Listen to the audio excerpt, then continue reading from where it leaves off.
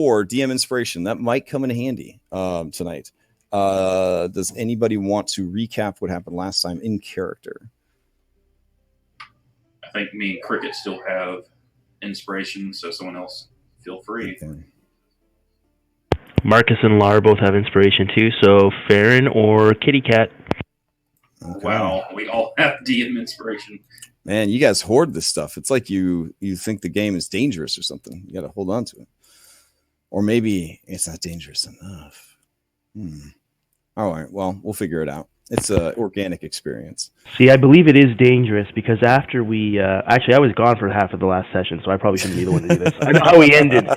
I don't know how we started. I found a blanket and I sniffed it. That's all I know. All right, you're already caught up with like everything. So just take it from there, I guess. So, yeah, we... there was some ghouls that decided they were going to try and, have a meal. Is it Marcus who screeched like a woman when he saw the undead, or was that Farron? No, you got it. That was Marcus. Yeah, that was Marcus. Yeah. So I'm guessing he just doesn't like the smell, and it just really affects him, But we managed to cut down the ghouls. There was some noise though. Stealth kind of went out the window, but after making a lot of noise, shatter, thunderclap. What was that spell? I don't know. It was loud, noisy, and it sent people flying. Then we tried to be all stealthy and on guard because we heard some shuffling up a passageway. But whatever it is ran away. So we crept up down a dark pathway, and then suddenly got stopped by wasn't a rampart. What was that thing called? There was an illusion of like a wooden wall. Oh, a palisade, I think is what everybody wanted to call it. It was a palisade. Yeah, but it's like a chef de something French. Mm-hmm. They're good at walls there, the French. So there was this French wall in front of us all of a sudden, and but it wasn't real. So we snuck around it. Now, this is where it diverges a bit. See, I found a door, and I like doors. You open doors, there's something new behind them. Mm-hmm. On the other side, there's just some big open cavern with a bunch of noisy water going on. Gyoza, in wolf form, decided he was going to go investigate that. I think he was thirsty and he heard the water, so he went on that way.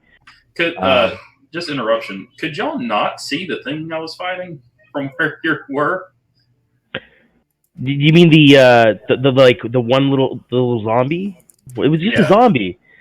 Okay. The map allowed it to be, so we saw it on the map with the magical 360-degree sight that we all have in 5th edition. Mm-hmm. But my eyes were pointed at a door, and so I was trying to unlock the door, and then Cricket suggested that I sneak the door open, which was smart. So I very stealthily opened the door. Unfortunately, it doesn't matter how quiet you open a door when everybody's eyes are on the door. Good lesson. Yeah, learned that. So thanks whoever thunderclapped, because that earned me a flail to the head, an eldritch blast to the chest. Thankfully they missed with the javelin, but while I was looking at that fly past me, I took a hand axe to the shoulder. But I found my love. I found my love. Alara, in tiger form, shot me a look to let me know there's still something there. And she didn't eat me, which was really the sign that I was most looking for, is that she didn't, tear me to shreds. That's true. That's true. Yeah. However, after taking that great beating, I decided to bravely launch an arrow at that blasted evil gnome. All gnomes are evil, but some are eviler than most. And then I ran away. And then all I know is that the world erupted in fire. Suddenly, a bright flash, burns, it hurts, somehow more than all of the, aforementioned flails and everything else. Then Marcus suddenly just decided that he was going to turn into a cross between Elminster and Danilo Fan and all of these great, wonderful, magical, and glib personalities, and he lightning bolted the like crap out of people. Pretty sure that a bugbear actually dissolved into mist. And yeah, somehow he managed to convince my mortal enemy and my love to join us against whatever it was that threw the fireball at us. It was some sort of flaming skull. Great logo for a Metallica shirt. Not so much a thing you want to see in the Dark Dungeon. And, well, that part wasn't in character. Sorry, that was a little bit of an aside there. But somehow Marcus convinced him to help us in return for performing first aid on the downed tiefling warlock in their group that caught a lightning bolt quite firmly in the face. And they bought it. Marcus is actually quite a good actor. He was doing some exaggerated CPR. And I believe there was a bit of a neck snap there, but thankfully nobody noticed that part. We're currently trying to stop the horde of zombies bearing down on Gyoza because the one zombie somehow turned into 8 while we were all distracted by everything else. 8 is just a random number I threw out. There's lots of them. And the Flaming Skull, all I know is that I don't see a light source anymore. So I'm guessing that we must have put it out or killed it or something, or it ran away, or either way, it doesn't look like there's going to be fire pouring down on us in the immediate moment. However, the immediate moment being right now, where we're still fighting zombies, and this thing barely just left a couple seconds ago. All right. Very thorough. Go ahead and take DM inspiration, and let's jump into this thing tonight. So, may I pass my DM inspiration to Salem? To Salem. Did Salem do something inspirational that you would feel that he deserves DM inspiration? I feel like the gifts that he continually posts, I have been telling people for the past 2 weeks about how he rolls off of cliffs. And and I have not actually acknowledged that previous to that. Yes, he is a cat, Cricket, but being a cat alone is not inspirational. Well, I mean, there are people who argue that, but yes. Yeah, sure. Okay. You do not have DM inspiration. Instead, Salem, you have DM inspiration. All right, and I think they fixed the issue with DM inspiration, so you should be able to click it on and off on your character sheets now. I know that there was an issue last week. All right. Thank you for the inspiration. I am back. Wait, who's getting inspiration? All Marcus, right, you missed my story? No, I'm sorry. I was AFK. I was getting pizza. All right, so here we are back in the dungeon.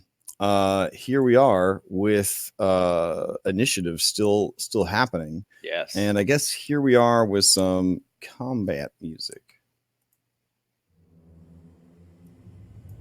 Alrighty.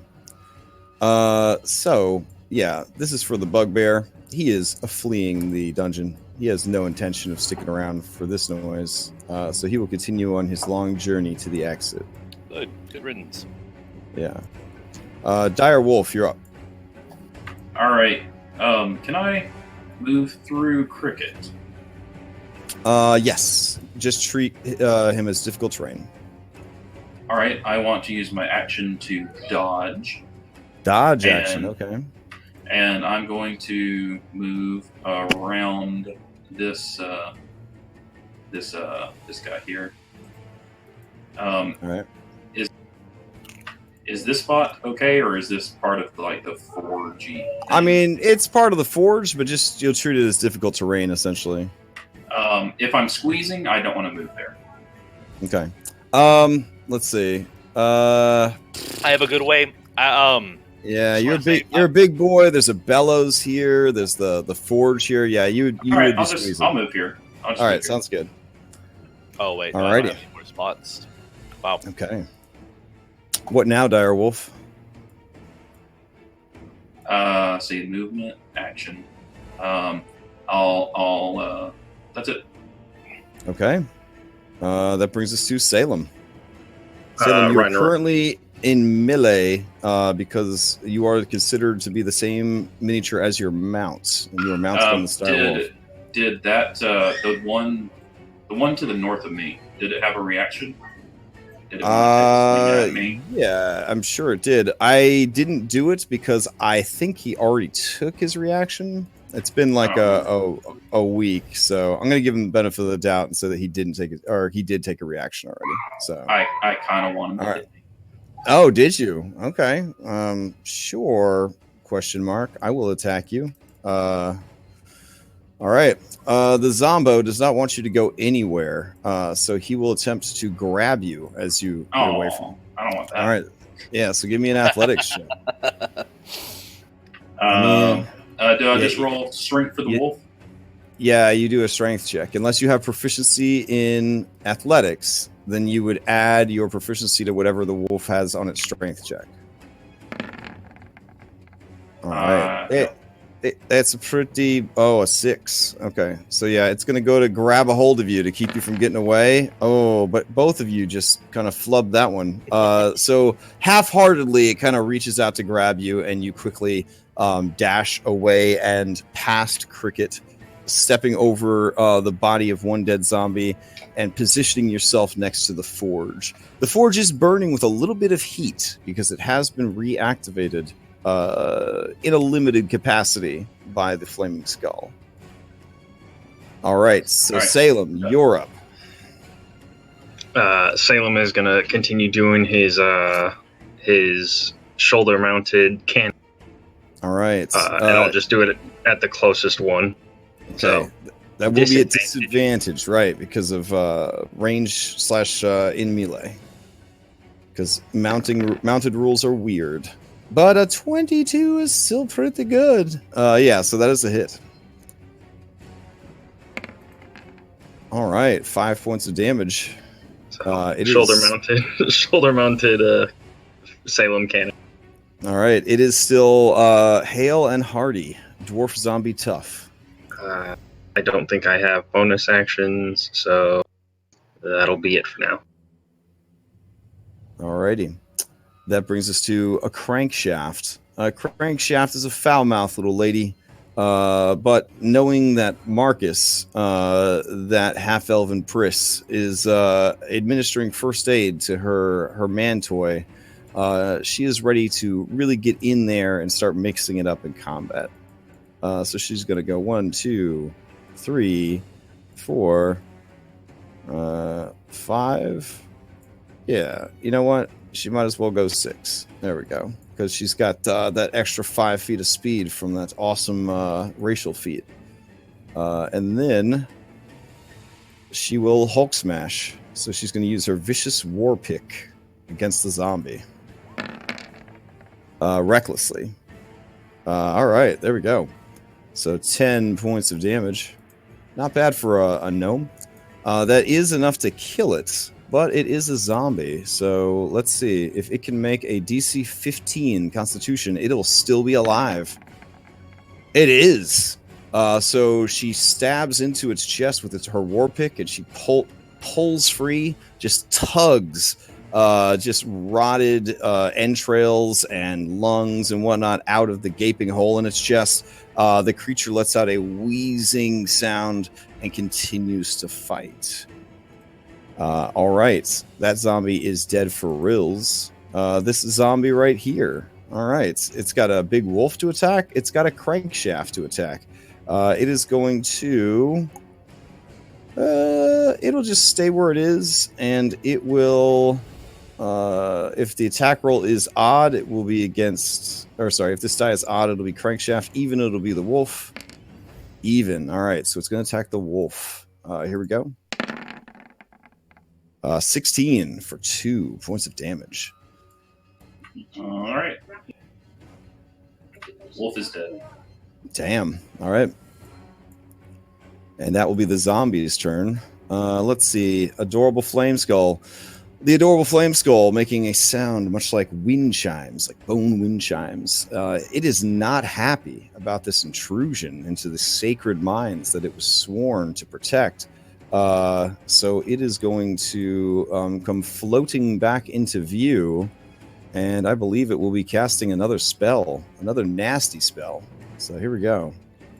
Hey, quick question. Sure. Cricket threw a javelin, and I think it was at the Flame Skull earlier. Does that mean there's a javelin sticking out of it, or did I throw it at a zombie? I mean, like the javelin would have hit it, but as far as like sticking into it, there really isn't enough substance to stick into it. Non-magical javelin by now, I'm pretty sure would have burned it away if it did stick in there. But it's taken a buttload of damage, so I'm sure that one of you did. I think you may have just gone for a zombie because you were at disadvantage and you only need an 8 to hit a zombie. All right. Yeah, but I know that it did get rocked with some pretty strong attacks last week. So as it flies into view, it takes stock of the different targets that are available. It sees that there is a druid here. It sees that there's a big angry dinosaur creature, a little gnome, and a cat. Well, the cat and the gnome are obviously not persons of interest. So it is going to go ahead and cast a second level... we'll do a flaming sphere. I'm getting a real fire vibe off of this thing. Yeah. So let's get a flaming sphere out there. Let's see. No, Gyoza, don't put the flaming sphere here. Put it over there. Alrighty. Oh, that's... So, let's see. Flaming sphere.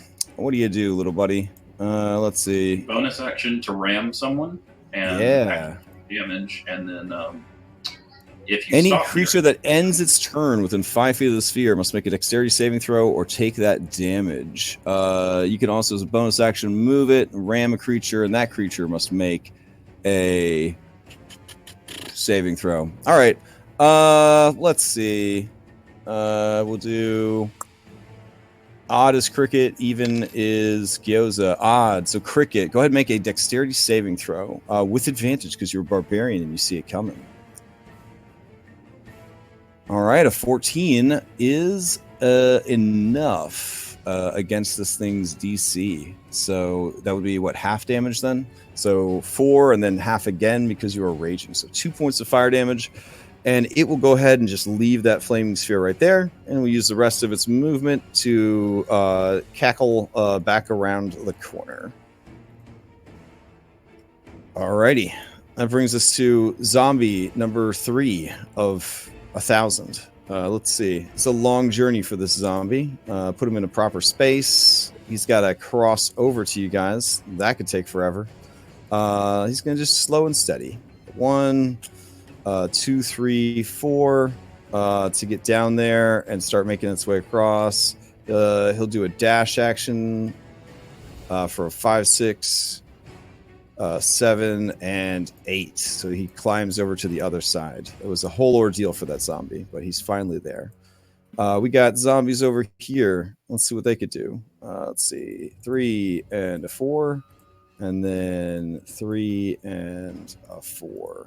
All right. Zombie right here. We go. Let's see. That would be 4, and then it will dash 1, 2, 3, and 4 to there. And let's see. Oh, so many zombies. And then we got this little guy right here. He will go 1, 2, 3, 4, 5, 6, 7, 8. He'll also use a dash. And then we've got this guy who will go 1, 2, 3, 4. 1, 2, 3, a 4. All right, that's everybody. Larionis, you were off down the hallway, if I'm not mistaken, yeah? I am. Farron, you require cameraman. Are you good? Yeah. You do require one, or you're good? I'm good right now. Okay, cool. So then, yeah, Larionis, you are up. Okay, so I'm gonna move up. Now, knowing this is an illusion now, having slid through it, I'll go up here, and then I guess, can I squeeze through here? Oh, no, I can't. That is a wall. Yeah, that is a wall. So you're going to want to... you can... Bonus the tiger, dash. the tiger will allow you to pass. You do have to treat the tiger spaces as difficult terrain, though.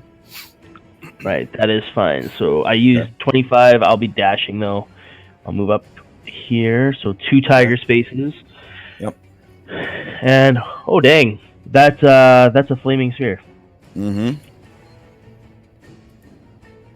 All right. That's a nice flaming sphere.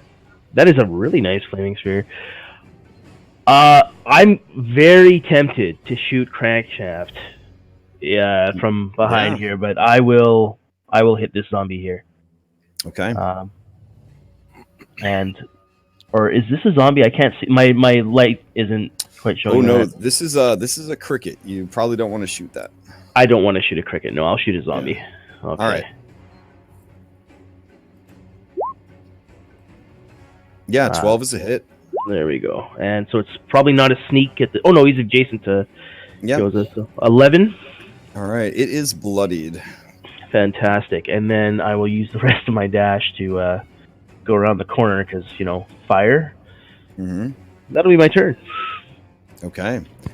Farron, you're up. Okay, I want to use Bardic Inspiration to use Mantle of Inspiration. Nice. I Strong, use that strong. on Okay. Salem and Cricket. Is Salem on top of somebody? Yeah, so on top of sitting on Gyoza. top of. Yeah, so whoever's in that group right there. Cricket, Salem, and whoever's on top of. And then myself. We'll all get Mantle of Inspiration. Each of you gains 5 temporary hit points, and you can immediately use your reaction, if you have one, to move your speed. This movement will not provoke opportunity attacks. Who did he use it on? Salem is pretty much going everybody to, but you. Yeah. Salem is going to run over and attempt to hop onto the big tiger if it allows him to. Oh, okay. And then I will short bow this guy right here. Yeah, the tiger is not okay with you being on it. So he just walks under it then. Yeah, because you are tiny and it is large, so you could totally be in the same space. All right, and then is anyone else, Gyoza and Cricket, are you planning to move or? Just quick question. So this area here would be a difficult terrain, you said? Yeah, anything with this equipment in it would definitely be difficult terrain. So if What it's about got, that? What about the sphere? If I went through the sphere, I'd probably take damage, but would that be difficult terrain? would a flaming sphere be difficult terrain? No, I think it would just be fiery. Yeah, let's see. When I actually don't think it causes damage when you move through it. It's only if you end your turn adjacent to it. But it is weird because it says it's a 5-foot diameter sphere of fire. Oh wow! I'm sure this has happened before. Hold on. It's probably a medium size creature. Well, if it's a 5-foot diameter, it's pretty damn big. I can imagine it works somewhat like a firewall. That spell. Well, I think you consider it just a solid object. Oh, here you go. Can you move through a flaming sphere? No, you cannot. The rule specifically states that the sphere is essentially solid. All right, cool. So yeah, you cannot move through its space. It is its own unique and special thing. In that case, But now we know. yeah, I'm gonna save my reaction in case that zombie goes after Gyoza. Okay, sounds good. Hey, Crash, is this wall right here squeezing? No. You Okay, guys. then I move here. Okay. All right. So, the 18 is certainly a hit. Go ahead and give you some damage. Yeah, 8 points of damage is enough to kill it, assuming it doesn't make a 8 plus 5 is 13. So 13 Constitution save. Let's see what happens. Oh, all right. So you sink that arrow right into its nose. There is a squelching sound as the arrow hits its brain stem. The dwarf sort of shudders and falls over dead next to the burning sphere. Right away, its beard kind of catches fire, begins to burn. No, not the beard. All right. That brings us to Adorable Dwarf. All right. Adorable Dwarf is going to try his best to kill Adorable Gnome. That's how Smalls should behave. So it is just going to attack her with advantage because she was reckless. Here we go. Oh, yeah. All right. So 5 damage ain't great, but this is a critical hit. So let's enjoy them while we can, because I get a feeling the early polls indicate that in Storm King's Thunder, crit cards will not be voted back into the game. So we got to enjoy these sweet babies while we can. Let's see. Maximum damage, and she has to make a Constitution saving throw. Oh, yeah. All right, let's see. Constitution saving throw. She should be pretty good at this, being a gnome barbarian. Let's see. Oh, yeah, she's pretty good at it, I guess. Yeah, she's all right. Are you sure that's enough to make a DC though? Because I mean, yeah, sure. she eats that. She eats the protein. She's definitely on an all protein diet. So that is 12 points of damage though, halved because she is raging. So she takes 6 points of damage. So she is now bloodied, and that Zombo will just hold his ground. Tigress is up. Tigress sees that there is a friggin' sphere blocking the way and lets out sort of a chuff of disappointment here. Not too eager to abandon tiger form with 30 plus hit points on it. She is going to, at your permission, Farron, kind of move behind you. That's no, fine. you know what? She'll move in front of you. That's fine. But leave room in front of her in case you guys want to go forward, and she will use the dodge action. Because being a moon druid is awesome until you get into a dungeon, and then it starts to be less awesome. All right, Marcus. Some call him Dr. Sleep. You're up. All right. So, I'm still terrified of undead, right? Correct. So does that mean I can't move towards them? Yeah, that is what that means. Like right here, as long as you can see them. So if your mini can see any undead, you can't move closer to them. Yep, I can. Oh, too What's spook. that? Actually, these are both dead. The two that you can see. Oh, yeah. Well, I mean, I can see this one over here. Can I see this one, or is he? Let's see. I'll jump into your mini. Yeah, the two that you could see, unless you can see really far. Oh yeah. Yeah. So you are too scared. All right. I'm gonna go this way behind this door. Okay. And if I move right here, right, like to peek out around, right? Mm-hmm. Would I be able to attack, or no? That doesn't count. Even getting this close would still be getting closer to him. Gotcha. You kind of just have to hang out back there, or maybe explore the rest of the dungeon on your own. That might be exciting. I don't know. You could also loot. There's a dude next to you that expired despite your best attempts to heal him. I'm gonna do that. Okay. No, but I wanna do this stealthily though. I don't want to make it obvious I'm looting him. So go ahead and give me a stealth check as you check out Blood Blossom of the Blood Hawks and see what he's got. I mean, I would still be like, if I'm messing with his body, I'd still be attempting to deceive them into thinking I'm performing medicine on him. Sure. So could I do that? Could I roll a deception check there? Or? Yeah, this would be either performance or it's likely more performance, because this is, again, you are acting like you are are healing him, right? If you just want to do sleight of hand because you're rifling through his pockets, definitely roll sleight of hand. Oh wow. Okay. See what he's got on him. Yeah, he has a lot of things on him. I will just send you all of his inventory. You can have your pick. Alrighty. Right. And that's my action, right? Yeah, let me send that over to you real quick. Let's see. Okay. There you are.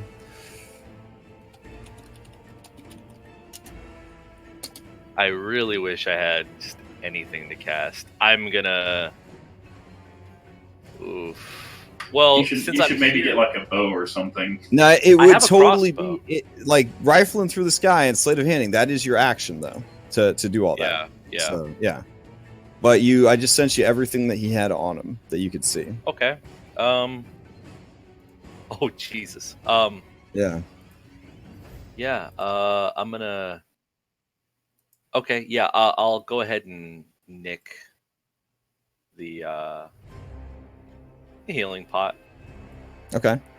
and then I want. Is it? Am I still? Is that like my item interaction? That's it. Well, right. Sleight of hand would be your action, and then you go ahead and you grab an item off them as your item interaction. Yeah. And then you still have a bonus action and a move action. So I wouldn't be able to like pull out my crossbow or no. I'll keep the wand ready, and I'll Okay. just go ahead and stay where I am. All right, crickets, you're up. Okay. Let's see. That one's dead. This one come from the south.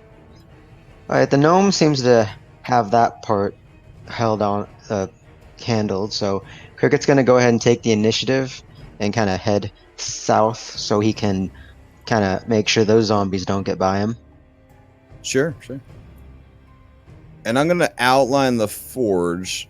It's like a structure, so you could actually climb on it and get on top of it, but it does kind of, take up quite a bit of room. Also, that part right there is the difficult terrain. That's what we move here instead. No, I'm saying this would be like beyond difficult terrain. This would be like a structure, basically. So like you could climb on it and stuff, but it is an actual like the bricks and mortar of the forge is this part right here. But yeah, you can move right there, no problem.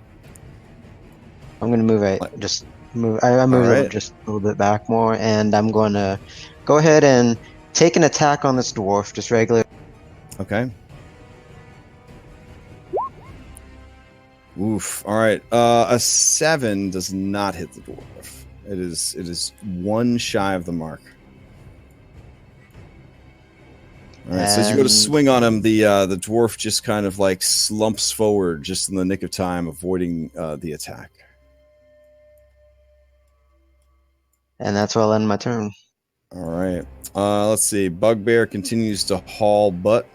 There we go. Salem, you're up. I'm just gonna come over here and fire my cannon at that one. All right. Eldritch Blast Cannon. Do it. Cat starts vibrating. Light builds up, static in the fur. Energy travels along the body, and 12 hits. All right, it takes 6 points of damage. It was already dead.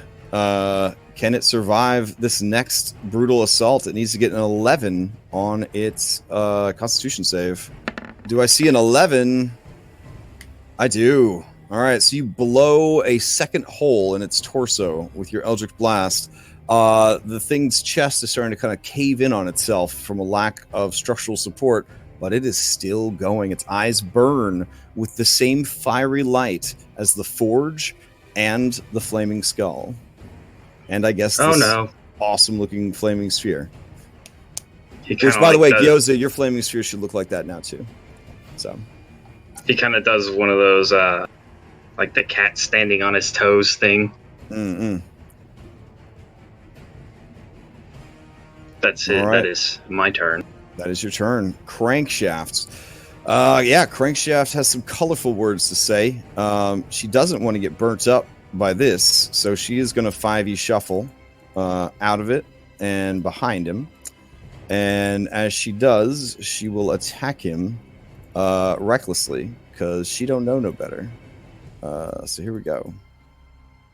Actually, she's got pretty good intelligence for a barbarian. She and Cricket could probably play chess together and have it be pretty close. So let's see. Here we go. Reckless. Ugh. All right. 11 still hits. 5 more damage. It's got to make a save. Let's see if it makes it. It needs a 10. 10 or higher here. Oh, it makes it. So she's just punching holes in this thing left and right. But it is not dying. That is her turn. That brings us to zombies. This one is dead for reals. It is the Flame Skull's turn. Flame Skull does not like people getting into its personal space. So it is going to take this flaming sphere and to keep Gyoza busy, it will launch it at Gyoza. So here we go.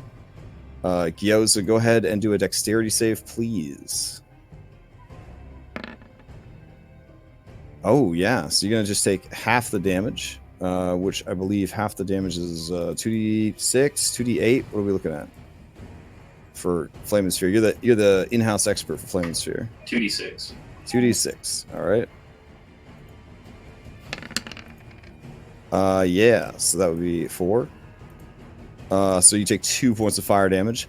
And then the Flame Skull is going to go ahead and use... man, how many spell slots you got left there, Broseph? Alright, it will use a magic missile on Crankshaft. So here we go. Magic missile. Oh, alright. You gotta do them over and over again now. That's cool. Okay, so 1, 2, and a 3. Alright, so she takes 1 point of damage because we round down in this game. 2 points of damage and 2 points of damage. Man, barbarians must love rounding down. That's amazing. So she takes a total of 5 more damage. Alright, and then it will fly back with the rest of its speed to here. There we go. Alright, zombies. This one's gonna move up, and it will attack with advantage. Crankshaft tanking it for you guys. Good stuff. She takes 2 more damage. I hope she dies on this hit. Aw. She's trying to help you guys out. Just because she stabbed Larionis in the back, or in the guts and the back. She stabbed him a lot. Yeah, it was pretty bad. Cricket, 1, 2... I hope she survives. Why? Because I want my arrow to be the one that kills her. Oh, dang. Tight. All right, so Goddamn 1, 2, psychopath. 3, 4. I guess we'll go there because we can reach a target. So this is with advantage. I'm sorry, Crankshaft. It was this or the lightning bolt. All right, let's see. We got zombie number 1. Where you at, boy? There we go. So 1, 2, 3, 4. Cricket is going to go ahead and attack you. 12 does not get through your defenses. That brings us to a zombie number 20. Also, same deal. It will... let's see. Zombies... yeah, we'll go 1, 2, 3. So there. Okay, and it will attack. No. Your defenses hold up against the zombie horde. Larionis, you are up. Okay. So from where I am, I've been hearing battle more than seeing it. I'm going to bonus action hide. Okay. And I'll just give you a quick stealth here for that part. Damn. Okay. And what I'd like to do is Lars going to step up to here, so he's got an angle there. Mm-hmm. And it's a bit of a gamble. I'm going to ready a shot at the skull if it comes into view. So I'm kind of like aiming up at the area kind of over here. So if the skull pokes its head out where I can see it, I'm going to let loose. All right. So you're readying in action. Got it. I am. All right, that's me. All right, Farron, you're up. Okay,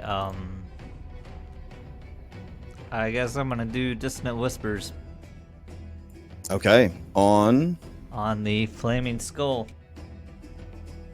Okay. I don't know if it can hear me or not. Right. Gotcha. Okay. Go ahead and post it up.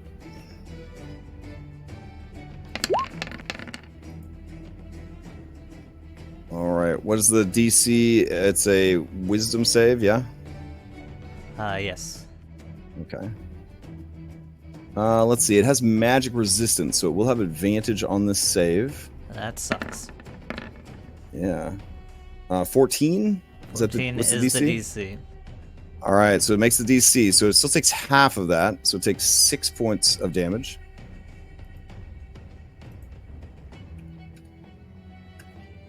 All right. Yeah, that ain't good. It's still alive, but it is busted up real bad. And I'm assuming it's in range. Dissonant is what, 60 feet? I think so, yeah. Okay. Let's see. Dissonant whispers. 60 Yeah, feet. it's 60 feet. As long as they can hear you. Yep. So it could still hear you. All right. Anything else? That's it. Okay. All right. Yeah. More zombie on gnome action. Here we go. Oh my. Oof. All right. She's critically hit again.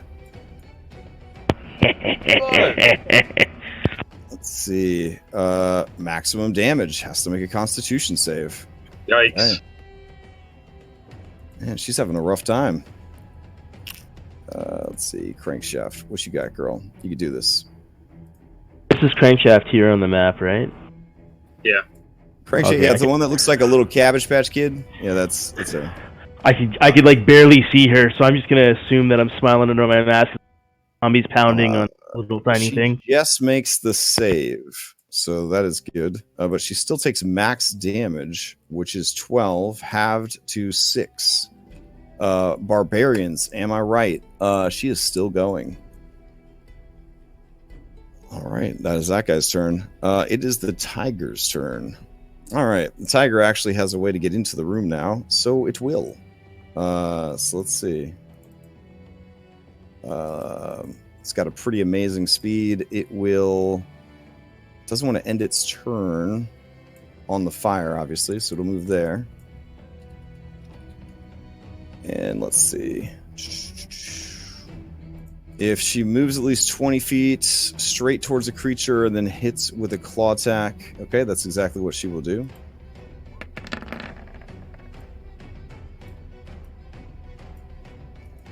Alrighty.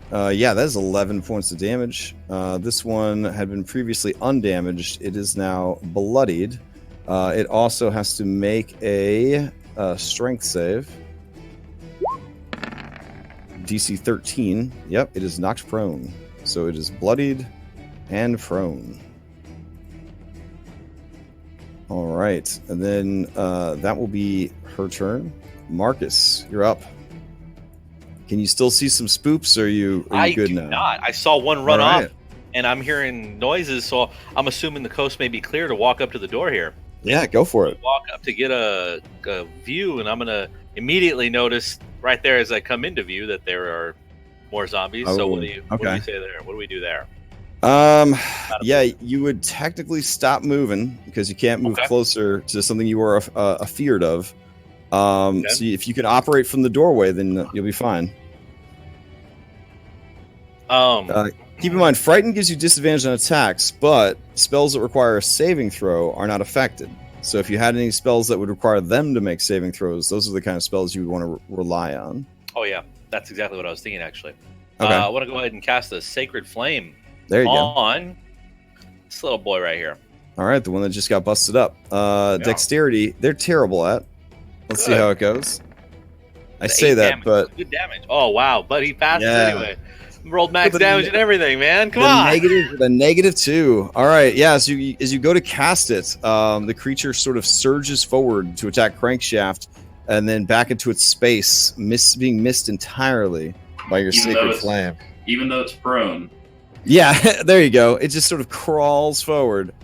Prone will be disadvantaged though, but like an 18 and a 15, like yeah, it's nuts.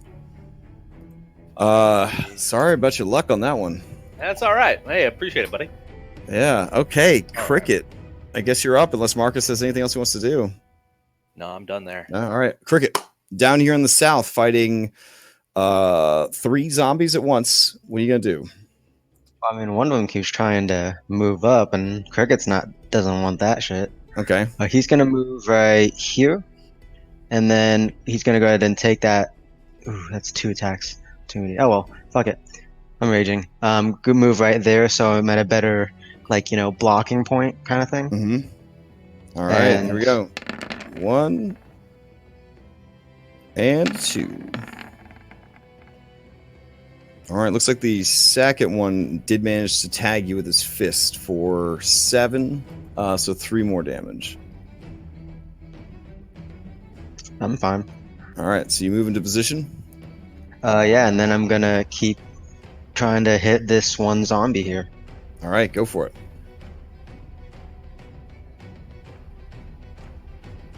Yeah, that is a hit. All right. 13 because it doesn't add the rage thing. All right.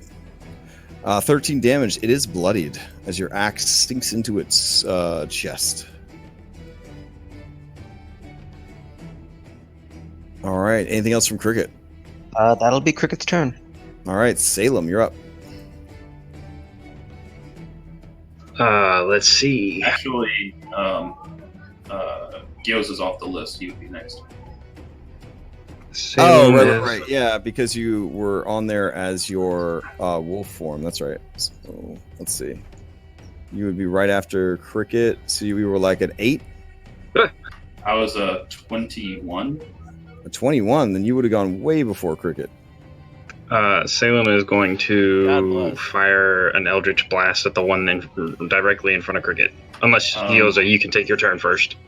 Yeah, Yoza, you got hella skipped if you were on a 21, man. No, we've only done 1 round, so it's just now my turn, I think. Dude. What? I went very first. I went first. Oh, I got you. And Well, everybody's gone once. after, oh man, it got way out of order. Okay, yeah, because then Cricket, Marcus, then the Tiger. Okay, it didn't do any tiebreakers for anybody. What a hot mess. Yeah, so like, okay, if we were going in order, Cricket would have gone. All right, whatever. We'll just start over. Gyoza, go. Sorry, we skipped. We'll just go from here. So I don't know what happened to the turn order, but it was a disaster. There we go. So Gyoza, what are you gonna do? I'm gonna wall shape into a thing. Sorry, the big bear, brown bear. There we go. Okay. All right, and I'm going to say, "Excuse me, Cricket," and I'm gonna come up right behind him and sort of like get up under him and try and get him up under my back so I can get at a good angle on this guy if he lets me. All right. You want to spend like half your speed essentially to Sure. reverse mount Cricket? Yes. All I right. believe that is called power bottoming. Yeah, Cricket, are you amenable to this move? I'm not sure what power bottoming is, but I'm sure I'm about to find out. All right. Yeah. So it involves a bear of all things. Lifting your tail and then just going between your legs. This is getting really weird. And now you're on his I know back. the way. Yeah. The first part of that phrasing made it sound weird. Yeah, And but I'm on hey, his back. now you're there, so it's all exciting now. See, when you just go with it, it's okay. Yeah, there you go. So Bear, what are you gonna do now? Quick question: if I use multi-attack, do they have to be against the same target? No. All right, then I'm going to use multi-attack. I'm going to use claws against this thing. Yeah, that is a hit. Good math there. That is enough to kill it, assuming it does not make a DC 16 Constitution save. Ooh, just shy. All right, you slashed that thing in half. And I believe I have enough to move one more spot and take a bite at this one. All right. Just the one right in front of me. Yep, that is a hit for 12. Nice. It is bloodied. All right, anything else? I'm going to stick my gyoza over in the corner, and that's it. Okay. All right. This guy is dead. This one over here is going to use half of his speed to stand up from prone. Let's see. There are plenty of targets to attack, but it is going to go ahead and attack Crankshaft. Yeah, so here we go. That is another hit. One more damage to Crankshaft. Every little bit helps, I guess. That brings us to Salem.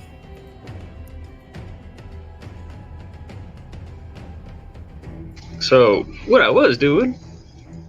Yeah, initiative got weird. Like, and then I'll fire a little blast under the bear's legs. All right, go for it. It's got a little bit of soft cover from the ginormous bear that's in front of it, but an 18 is way more than you needed. For 10 points of damage. That will be enough to kill it unless it makes a DC 15 Constitution save. Oh, that is certainly not enough. Yeah, you blow its like hip area just apart with no legs attached to the torso. Just a pile of limbs falls to the ground, flailing about and then going still. What the heck is that? That's a cameraman. Okay. Just ignore him. Like, why is he's not Gonzo there. Over there. Yeah, he's just filming. Okay, it's just act natural. Just do your normal adventuring stuff. So, Wait, did he just record that bear going underneath Cricket's tail between his legs and all? I mean, obviously he couldn't see you past this forge, so I'm sure your anonymity is still intact. Oh, that's good. Yeah. All right. Truck Stop Diaries, Dungeons and Dragons edition. All right, Crankshaft's turn. Whew. Yeah, she's in a bad way. So she, man, she can't really flee. They kind of got her penned in here. She will continue to rage and fight, knowing that her druid ally is right nearby and will totally leave beast form to heal her if that's what it comes down to, because that's what trusting your teammate looks like. Yeah. All right, yeah, she hits the one north of her. It takes 7 points of damage. That's Crankshaft's turn. It is the Flame Skull's turn. So let's see. Flame Skull, what can you see, little baby? You have...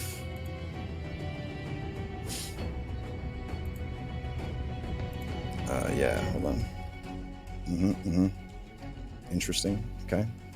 So first and foremost, it will use its action to attack Crankshaft, because we gotta end this thing here and now.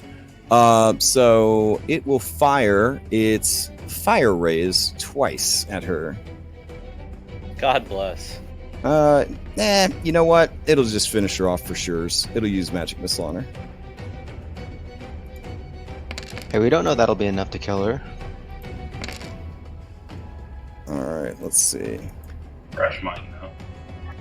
Wow. It is just enough to drop her to 0. All right. Then, well, let's see. It has to drift over here so we can see its sphere. There we go. There's a lot going on here. Let's see. Tiger? Yeah. Probably need to get this in the way. But there's a big old bear down there. We'll go for bear. There we go. So we will launch it to here and hit the bear. So bear, make a dexterity saving throw. Is that technically Cricket as well? It's really it's a single target. Yeah, it's the mount. He definitely went for the mount. Gyoza, look out! There's a sphere coming at you. So, yeah, Gyoza, you feel a branding burn against your rump, and there is a big missing patch of fur on your bear tushy, where you took 8 points of fire damage. Let's see. It will fly back over to here and hope for the best. Larionis, you were holding a shot. Crankshaft was dropped. Your turn comes back around. yeah, so having like not seen the flaming sphere or skull or whatever the heck it is into my view, but clearly seeing that it's been doing something, I'm going to release my shot at this zombie. All right, go for it. Since that's one of the zombies that is positioned to attack my sweet princess. It's also a zombie that barely has any torso left from all the wounds it's taken. Fantastic. Technically, I was hiding, so would this be considered a sneak attack? The zombie's perception is an 8. Well, he's looking for advantage because he's got ridiculous elf racial feat. So yeah, go ahead and do this with your triple advantage. Fantastic. Elves we have good eyes. Lots of carrots in our diet. Totally. That's why y'all weren't allowed to get past level 12 as fighters. Exactly. It just wasn't fair. So a 15 is a hit for 14 points of damage. It has to make a DC 19 Constitution save to survive. Big money. Does not. Yeah, this is like one of them old school Bethesda game kill shots where the arrow like just takes the head and travels with it like across the room. The headless body sort of spasms about, feeling for its head, and falls over dead. That's how I do. Right. I will bonus action and I'm gonna duck around the corner and hide again. Okay. Fair and enough. that'll be my turn. So can I run over to Marcus and lock arms and bend over with him on my back and walk him towards? You could essentially forced move him over, but Marcus can't willingly let you do that because he's too afeared of undead right now. So you would have to actually grapple to drag him. Sure, I'll try that. That'll be fun. Yeah. Or if you have Marcus snacks, do you have any blueberry bagels? No.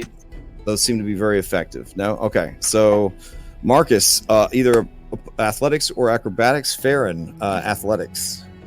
Okay. I'm gonna try and dip away to get the hell away from those things. All right, so doing acrobatics. Yeah, because that's my worst one. Nice. I Oh, got him. you tried so hard, but it was not enough. Farron, you grab hold of him by the ear, by the nape of the neck, by the shoulder pad, by the arm. And you start dragging him with you. You can move half your speed while grappling, but you can bring the person you're grappling along with you. I'll move to there. Okay. And push him out in front of you? Yes. All right. So Marcus, you are shoved. There. Yeah, you are shoved towards the undead. They're not so scary. Yeah, I'm just screaming. Marcus is just screaming. Ah! That shit right there. Oh god, right something's over there killing Marcus. I don't want anything to do with that. Yeah, I'm yelling for help. Okay. That's it for me. Oh man.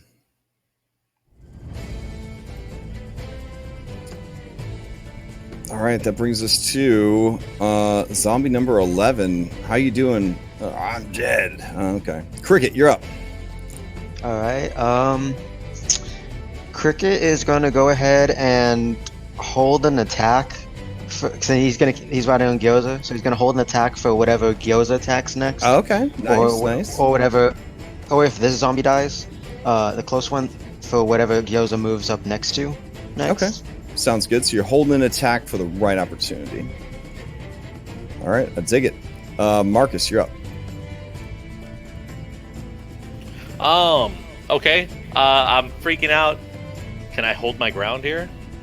Yeah. I mean, you can't get any closer to them. By your own will. Yeah. Yeah, but you could still, stand your ground. Okay.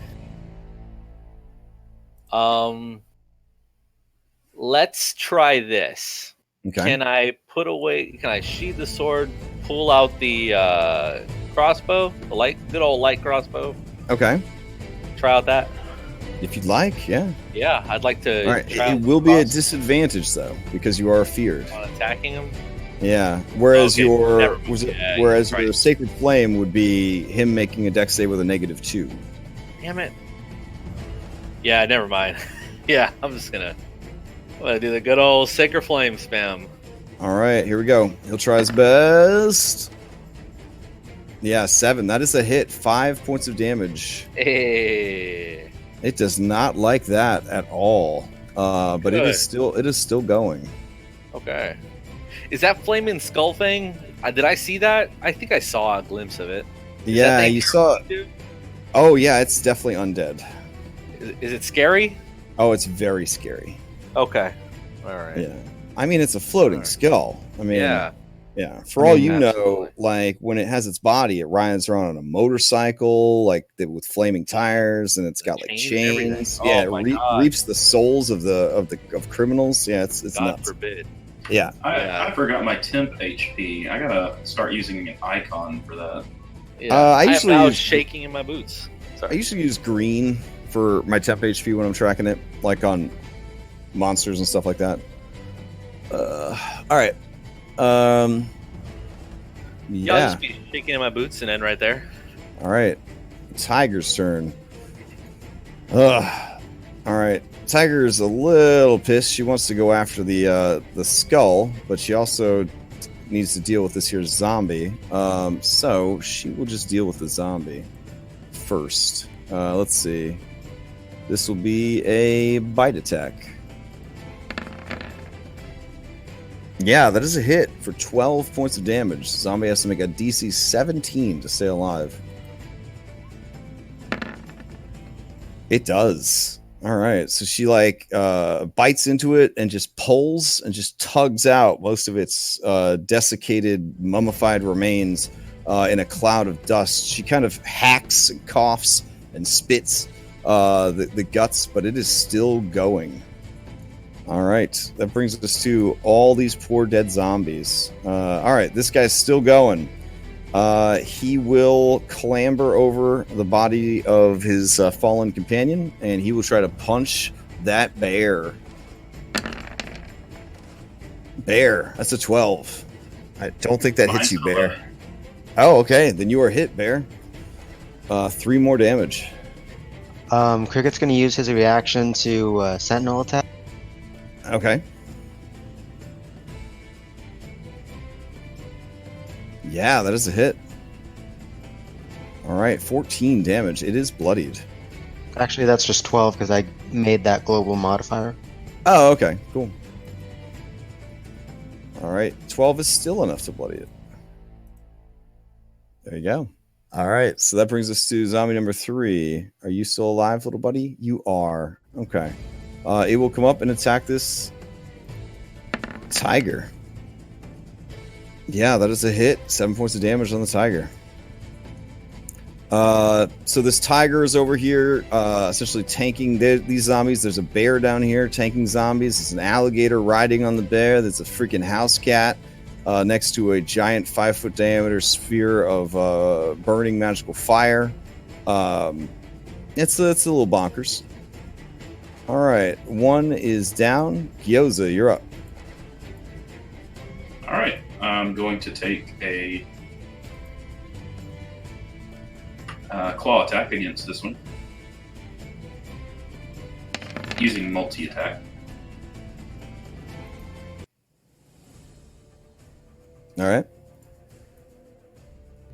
Yeah, the first one is a hit for 8.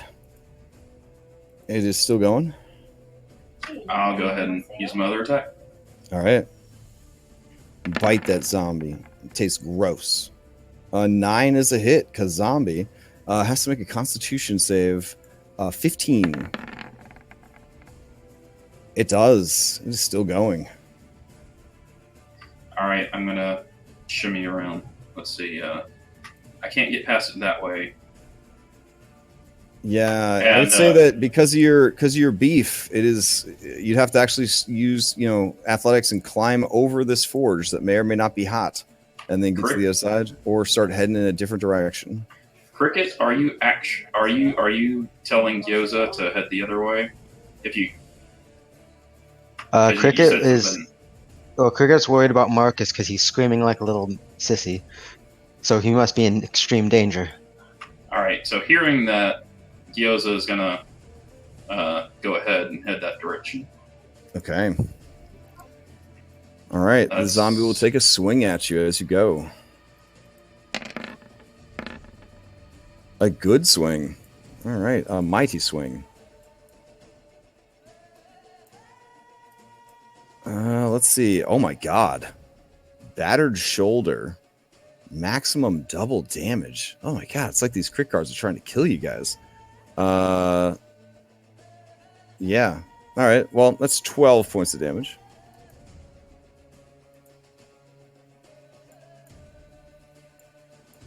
All right. Marcus looks fine. So let's see. That was 25. Can I try some sort of athletics or strength to get past this zombie, get on the other side?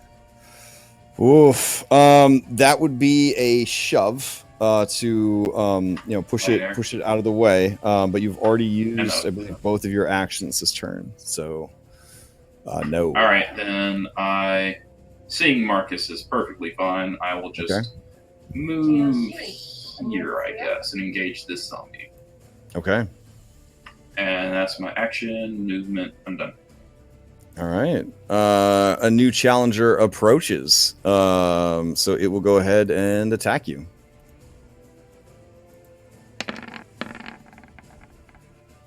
Yeah, that is a hit for 7 more damage. This guy's like king of the zombies. He's doing pretty good. These northern zombies are like much more dangerous than the southern zombies, from what I can tell. Yeah, right? Dice are weird. RNG. Salem, you're up. I almost knocked over my entire desk is what happened. Oh, okay. I'm going to run over and jump onto the bear if the bear allows me. There's already a cricket on me. I'm a tiny creature. He's a tiny creature. I was just saying in case he didn't notice. Oh, yeah. Oh, I do. You should jump on the cricket who's on the bear. I heard the... Yeah, I'll do that. Yeah, I'll there just you jump go. on top of it. Make a little tower. Totem pole this thing, and I'm going to... I'm going to do another mind spike at the skull. Oh, at the skull. Okay. This is We Bear Bears. The triple tower. That show was cute.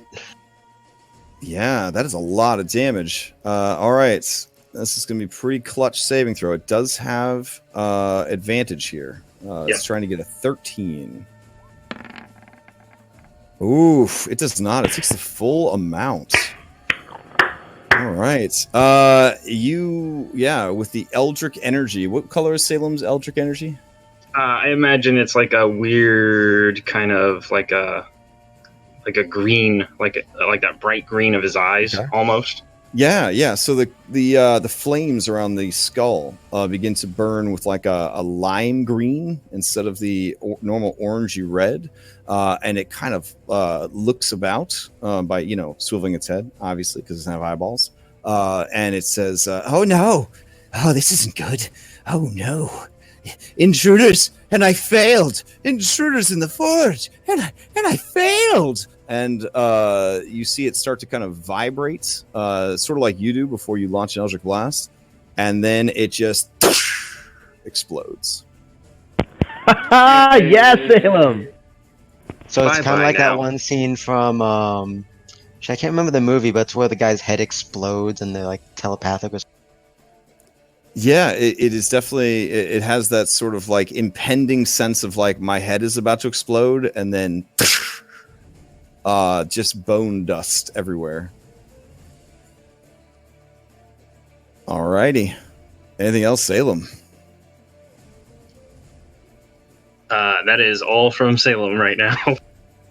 All right. Let's see. Okay. And Salem is out of spell slots. All right. Larionis. What are you gonna do?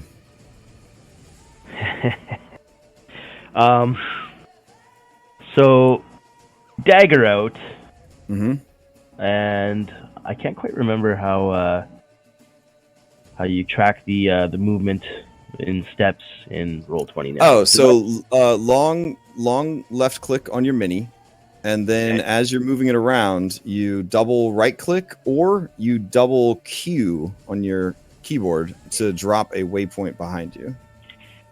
Okay, I see. Yeah. So I'm gonna go 15 to here, which allows me to see. Okay. So Lars is choked because there's some zombies in the way, and there's a tower of people. Yes. Apparently. Well, actually, tower of animals to be precise. Yeah, there's a Except cat Cricket, on a he's gator on a bear. Okay, he's gonna kind of like mutter an oath. Depending on the mythology, the bear's standing on a world, and the world is encircled by a snake, and then that is also on the back of a turtle. So it could get really complicated if you wanted it to.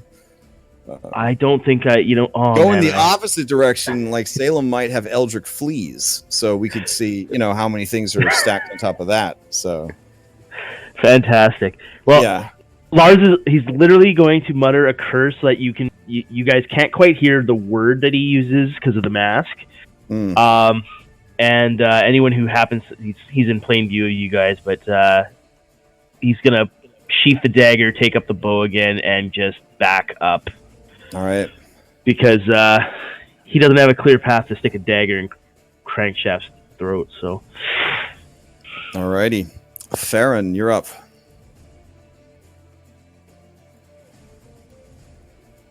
This is gone, right? This. Oh, yeah. When it died, I think it just sits there. Actually, and no, it's concentration based. So yeah, it would be gone. Nope. Yeah. So I'm gonna move there and shoot the south zombie. Yeah. So the skull thing's dead? Yeah. Salem killed it. Crap! Marcus, good job, Salem. What are you doing? Huh? Were you eating pizza? 22 is a hit. Yeah, I was scared. You going against this one right here? I was covering my eyes. The south one. Oh, south one. Okay. South one, that will be enough to kill it, assuming it doesn't make a DC 13 Constitution save. Oh, yeah. That is a clean shot right through the eye socket into the brain. It spasms, falls over onto the pile of other zombies, and is dead. Except for me. All right, Cricket, you're up. You are technically the size of Gyoza right now because you are mounted. It makes absolutely no sense. No, it does not, but I like it anyways. Yeah. Cricket's going to try to finish off that. It ends up being the life of every moon druid to just be a mount for other characters. Like, that's what I've noticed. Like, there's no greater thing that a moon druid could ever be than the mount of some other character. That is a hit for 12. It has to make a DC 17 to stay alive. I believe in you, little zombie. You don't believe in yourself, though. Yeah, so you just chop. That head is gone. Headless body falls over dead. Yeah, he should have believed in you, who believed in him. I know, but then we have all this recursive stuff going on, like the flea on Salem, on you, on the bear, on the world, around a snake, on the turtle, etc., etc. So we don't want to do all that again. Anything else? No, that'll be it. All right. Yeah, that is a children's song in Faerun, I'm sure. So Marcus, you're up. There's one more spooktacular monster there, but you could finish it off. And I'm gonna Sacred Flame him. All right. I won't say anything about how bad its dex save is. Because I scream. There we go. And the natural one. All right. You deal a soft and gentle point of sunlight damage. It is still hale and hearty. Yeah, man, my turn there. All righty. Actually, no, I'm gonna run. I'm gonna scream and run back. Ah! Okay. Like that. I appreciate your fantastic role playing and just rolling with the punches here because they have Marcus, been awful. It's okay. We're not some weird creature. It's just me on Gyoza with Salem on me. All right, so Gyoza, the Tigress, kind of nudges you. She wants to get past you.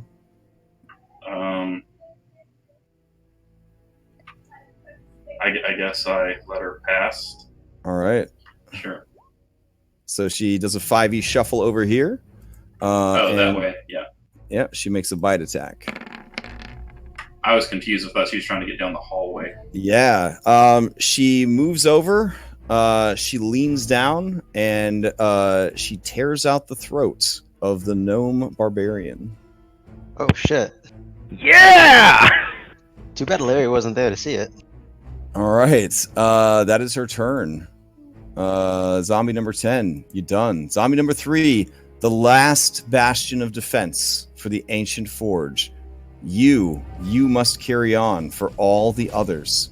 With that pressure, he steps over the bodies of the dead and he attacks the bear.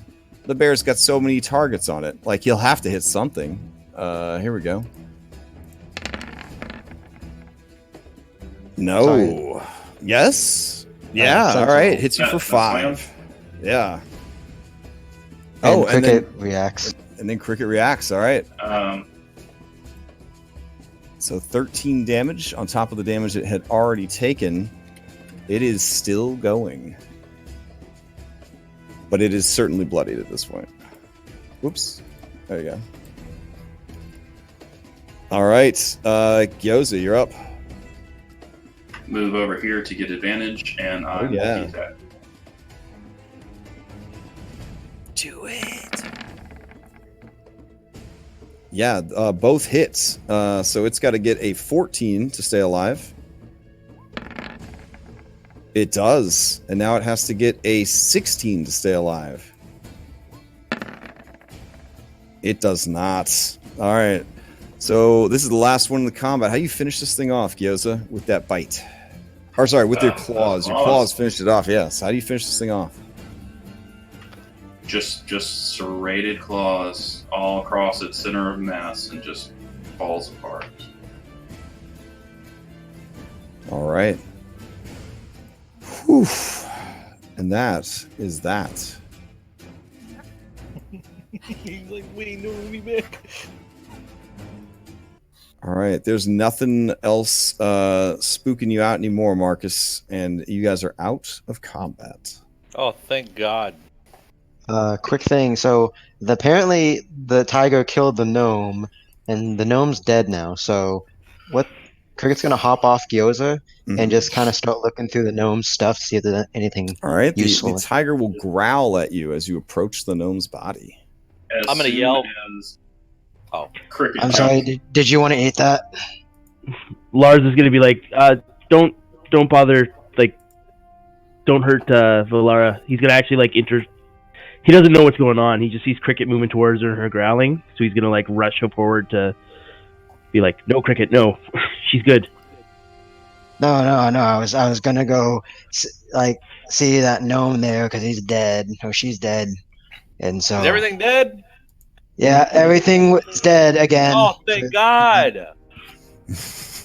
Marcus, are you okay? You kind of ran away there. Did you get? Let's say a prayer Did you get hit with a spell? Keep me away from all the undead. Just keep me away Fair from enough. them all. And I'm gonna run back to this body, not even think about any of that. I'm gonna whip that 35 gold off this guy's body real quick. All right. Bear Gyoza was in so much pain as soon as Cricket jumped off. It was he was bleeding like crazy, so he just transformed back in perfect health. There you go. No more pain. Also gonna take the Book of Lore and the dagger. All right. Seeing your decision to go back into your form, but still unsure what you guys are going to do next, the tiger seems to be content to stand over the body of its fallen comrade and assume sort of a defensive posture. I mean, I won't mind it if you want to eat that. I just want to look through that thing's stuff, the gnome stuff. Gyoza's going to sit on this barrel.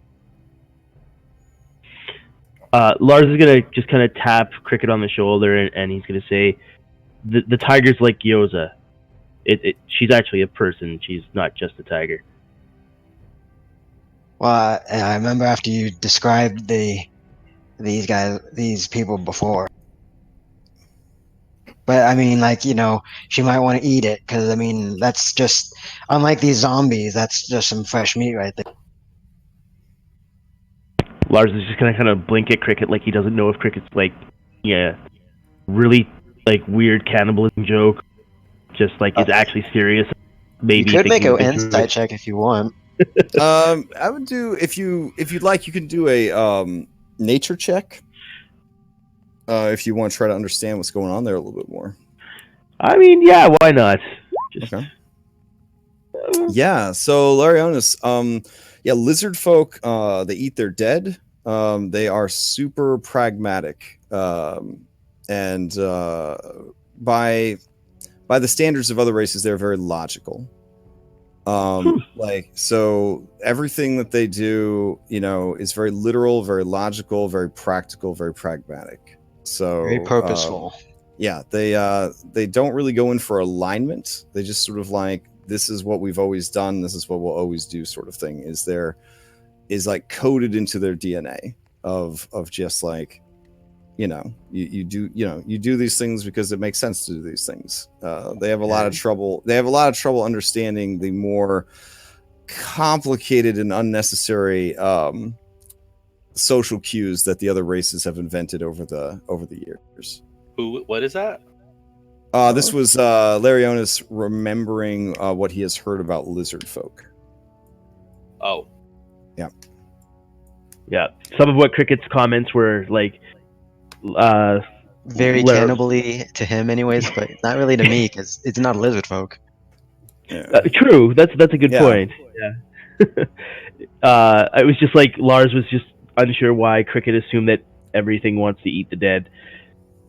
But now I know. Yeah. So, how do you guys want to play this? First things first. I mean, I guess I'm interested in. Wait, what's going on here? Oh, select move. That's why. I'm gonna come out, rejoin everybody else out here. I'm gonna ask Gyoza what happened to the thing that cast that fireball. Just assume one of y'all took it out, or I think it exploded. It exploded? I think it was about to use an attack on us, but it backfired and it exploded itself. Oh, okay, good. That's nice. I like that. So, and I'm gonna... Yeah. Valara, I think, right? You gonna eat that gnome or no? Yes. That's right. The tiger kind of narrows its very bright kind of golden eyes at you, and it seems to be kind of taking your measure. Lars is gonna kind of hands out and he's gonna say, Valara, this is another group that Gundren had hired. They're good. They found me after what the rest of the Havoc Hawks did to me, and they're the reason I'm alive right now. You can trust them. They'll help us get free of Laraith and his machinations. All right. Crash, go ahead and give me a persuasion check, please. Yes? While this conversation with the big cat's going on, just out of curiosity, Gyoza's going to hold that earring up to his ear. Okay. I didn't want to. That you've been working on? Yeah. Okay.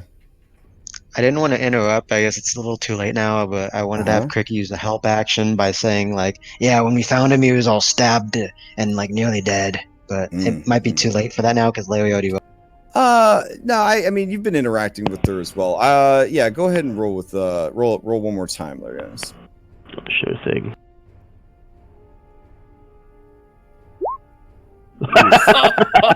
Oh, Maybe don't help. Yeah, so she just kind of like chuffs at your words, and then with a massive paw, she just slides the tiny body. Keep in mind that like a gnome, like a female gnome, maybe the size of like a human toddler. You know what I mean? Like 2.5 feet tall kind of thing.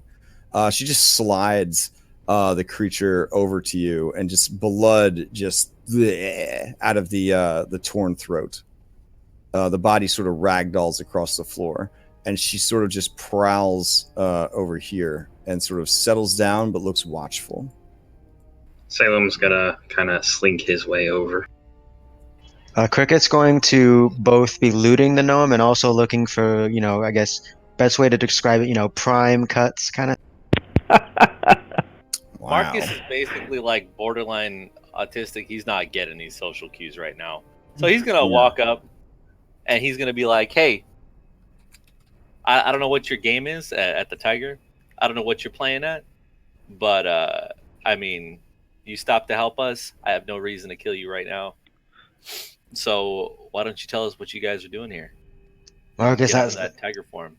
that sounded a bit rude, Cricket says as he just starts kind of cutting part of the I'm gnome. not I here to guess. be nice. Yeah, Lars is gonna like kind of push past Marcus, kind of give him that like stupid, high school guy shoulder bump as he goes by, and I'm just gonna like sit cross-legged on the floor next to Valara and start resting. Lars is a jock. Got it.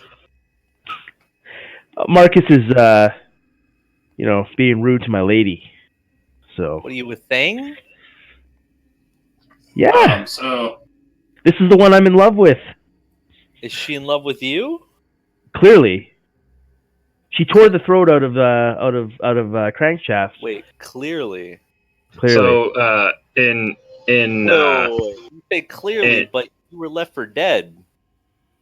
In the Tiger's mind crash, Salem is actually going to ask, so do you actually like this guy?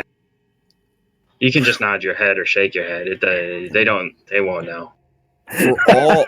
For all intents and purposes, the Tiger is like a statue, or like one of them British palace guards. It just sort of sits there stoically watching the north for any signs of activity.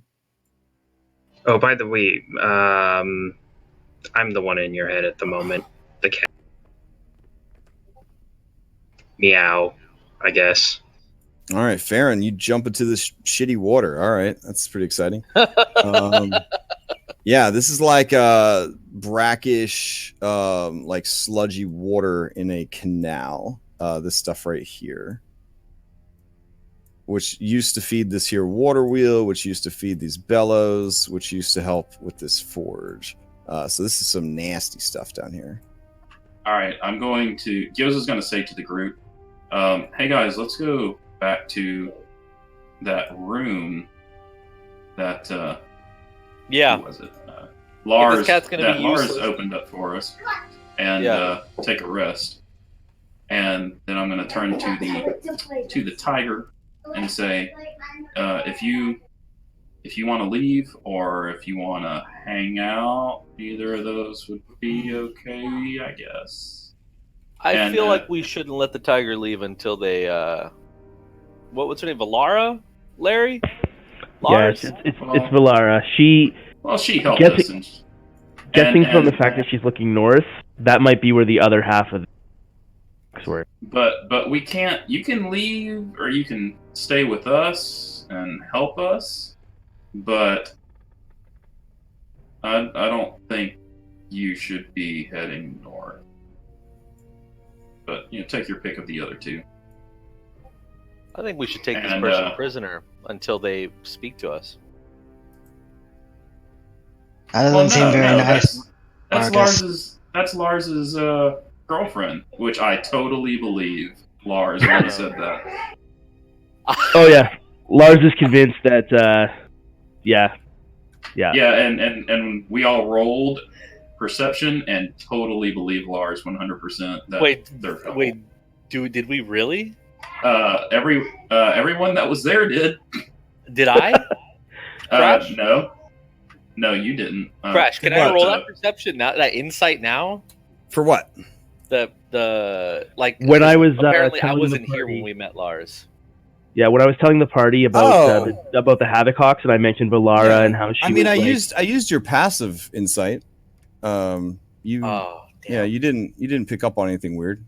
Oh god. Like, I mean, you found him like stable but dead. Like, so, or not dead, but stable but left for dead. So basically, he was left for dead. He made 3 death saves before he failed 3 death saves, and just sort of was like just there in a field, waiting for scavengers to come and like eat the body.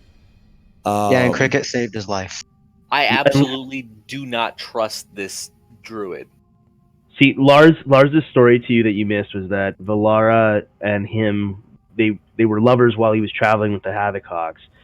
Lars is convinced that when they turned on him, she was too afraid to stand with him because they were horrendously outnumbered, and that she basically let fear get the better of her. Now that you guys were now that you cooked the Tiefling warlock, and that crankshaft went down, Lars is like convinced that now that she feels like with our group plus her, she might have a chance to escape the Havoc Hawks. At least 2 of us rolled insight and completely believe that story 100%. Yeah, Crash, like this is something that would like raise every single red flag possible for me. Yeah, I mean, you could certainly try to insight her again. It's going to be at disadvantage, I think, because she's a tiger right now. So I mean, I guess quick question, little... I guess for Marcus's sake, did Larry describe how hot Valara is to Marcus? Okay, well, like I don't know how. I mean, that's what I'm trying to she was described as quite beautiful. While everyone's doing that. She's so exotically beautiful that she's the first non-elf I've ever looked at and been like, hey. Salem wants to go and look over at this weird-looking desk pile of doohickey stuff. Yeah. So, the desk doohickey. It looks like a desk from what I'm looking at, so that's all I could think of. Give me just a second while I check my notes here. If you guys want to do a little bit more RP while I get this sorted out real quick, that would be great. I'll roll that insight for you. Sure. 12 disadvantage. All right. Yeah, I mean the tiger helped you guys in the fight. It didn't attack Larionis when he opened the door. It didn't do any friendly fire during the match except to kill the gnome. The gnome you did hear over and over again was a complete psychopath, and she did make threats against you and your life. The reason for Marcus's suspicion right now would be because he's someone who takes advantage of situations to escape alive, right? Yeah. He would definitely, i.e., I snapped that dude's neck a second ago. You're looking at a kindred spirit, is what you're saying. That would actually make the story more believable to Marcus, because he'd be like, "Oh, if I was in that girl's position, I'd do the same thing." Well, that's what makes him suspicious. That she, because I don't want to be. He's basically saying that he thinks she snapped the neck because that would endear her to you guys. Yeah. I don't know. I mean, as a player, that's an amazing bit of insight, and it's definitely how I would feel. But if you role play it how you want, your character can't really get a good read on things. I mean, I don't want to metagame. That's why she's a tiger, so it's not like she's bluffing you. You know what I'm saying? Like, so this is I'm gonna just say that off of your gut instincts, you are free. You don't get confirmation one way or the other, so you are totally free to feel however you want about this. All right, then I just want to be. You don't get a like a hinky die feeling or anything. You know what I'm saying? Like, all right. So Salem, Gyoza, you guys head over to this. Yeah, Gyoza is opening the drawers so that Salem can rifle through them. Okay, so this is an old desk. This old desk looks like it was probably used by Wizrobe or Wizrobes back in the day. Unfortunately, it looks like it has been thoroughly rifled through. Doesn't seem like anything of value has been left behind. But you could give me an investigation check to know for sure. With help from Gyoza or normal? I'm helping you. Yeah, I mean, go. You could try with advantage. I don't know if Gyoza's trained in investigation, but If he's not, I'll just roll it normal. I do not. I's not good investigator. Also, Salem is, of course, on the lookout for trinkets. It's a second too late. all right. What do we got here? Yeah, so Salem, as you are kind of rifling through and sorting for things, yeah, it definitely seems like someone came in here and very purposefully, and apparently without drawing the ire of the undead, it sort of gave this desk the full Monty. So, the bottom of the drawer has been smashed to check for like hidden panels. The surface of the desk has been like scratched up, and you can see where they kind of tried to pry the top off the desk. They really did kind of go to town on this thing, trying to find anything they could that would shed some light on this situation. So is there anything with the? Do I find any menial or like mundane trinkets laying about it? Well, I mean, the things in this room, you're basically seeing that there are, there is plenty of coal. There is plenty of unrefined ore laying around. There's the water wheel. There's the bellows. There's the forge itself. But again, here on the desk, I'm not so sure. Let me check. Let's see. Say, if worse comes to worse, he'll grab a piece of coal because he doesn't have one of those. Hey, guys, I'm gonna go to the other room, check on, and Cricket pulls out his healer's kit and just make sure that one guy got healed properly. Cricket, he didn't make it. Oh, that's. I'm gonna put a hand on Cricket. Oh. Well, I mean. All right, you do find at the very back of the drawer, kind of folded in half and stuck in the seam of the drawer, a old letter. You can barely read it. It's smudged by tears, and seems to be damaged by some sort of chemical compound. There are legible parts there. But it is hard to read them. Do you want me to post it secretly to you, or is it okay if I post it in chat? Yeah, let's do secret. All right, Secret trinkets. All right, let me send it over to you. Hold on.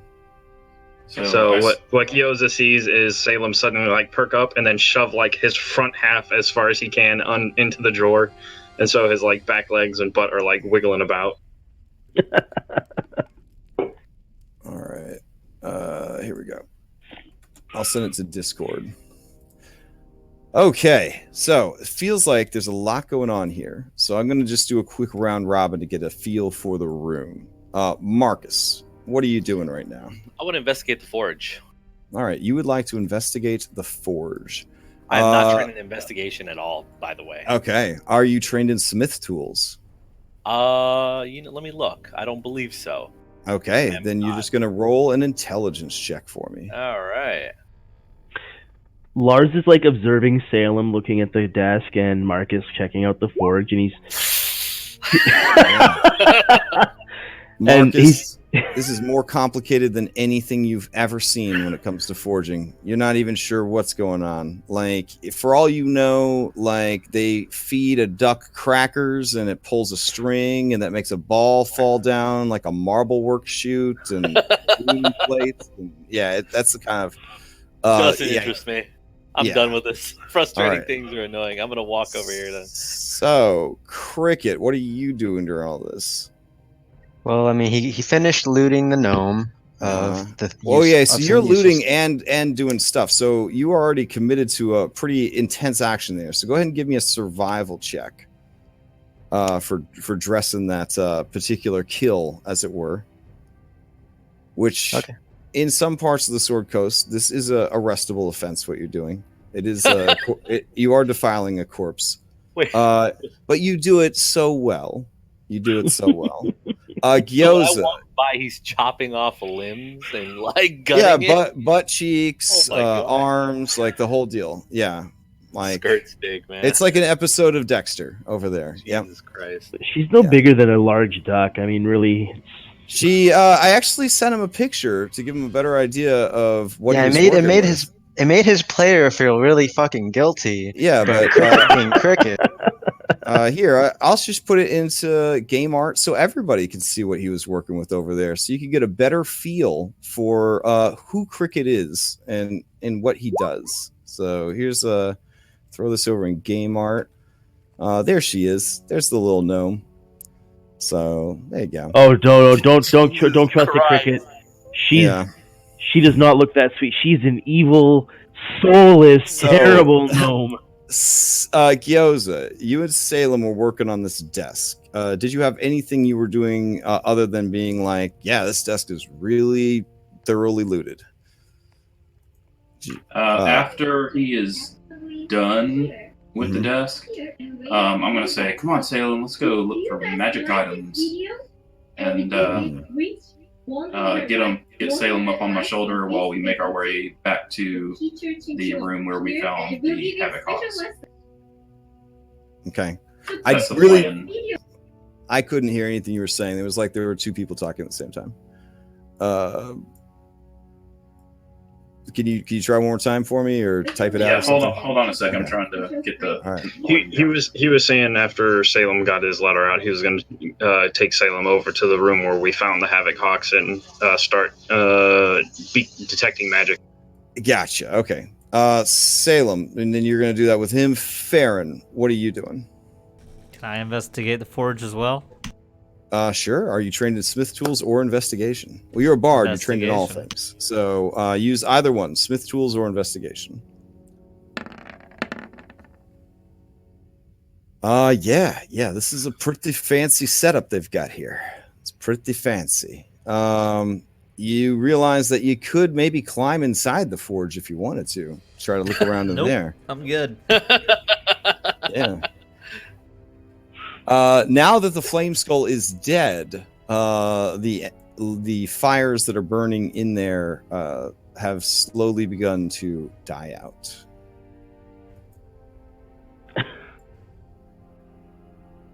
So Lars has been watching this all with this sort of bemusement. This is supposed to be a magic forge, right? Yeah. Can I do my knowledge arcana? Sure. You could try knowledge arcana. Yeah, Crash. Mark is just bored. I'm just gonna come over here. Yeah. So there is magic here, but it has not been maintained.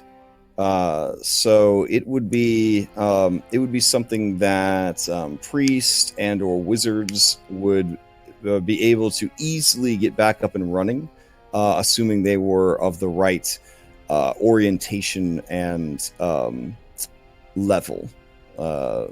Essentially the groundwork is still there and is still intact, but it has in the many centuries of neglect, it has become dormant.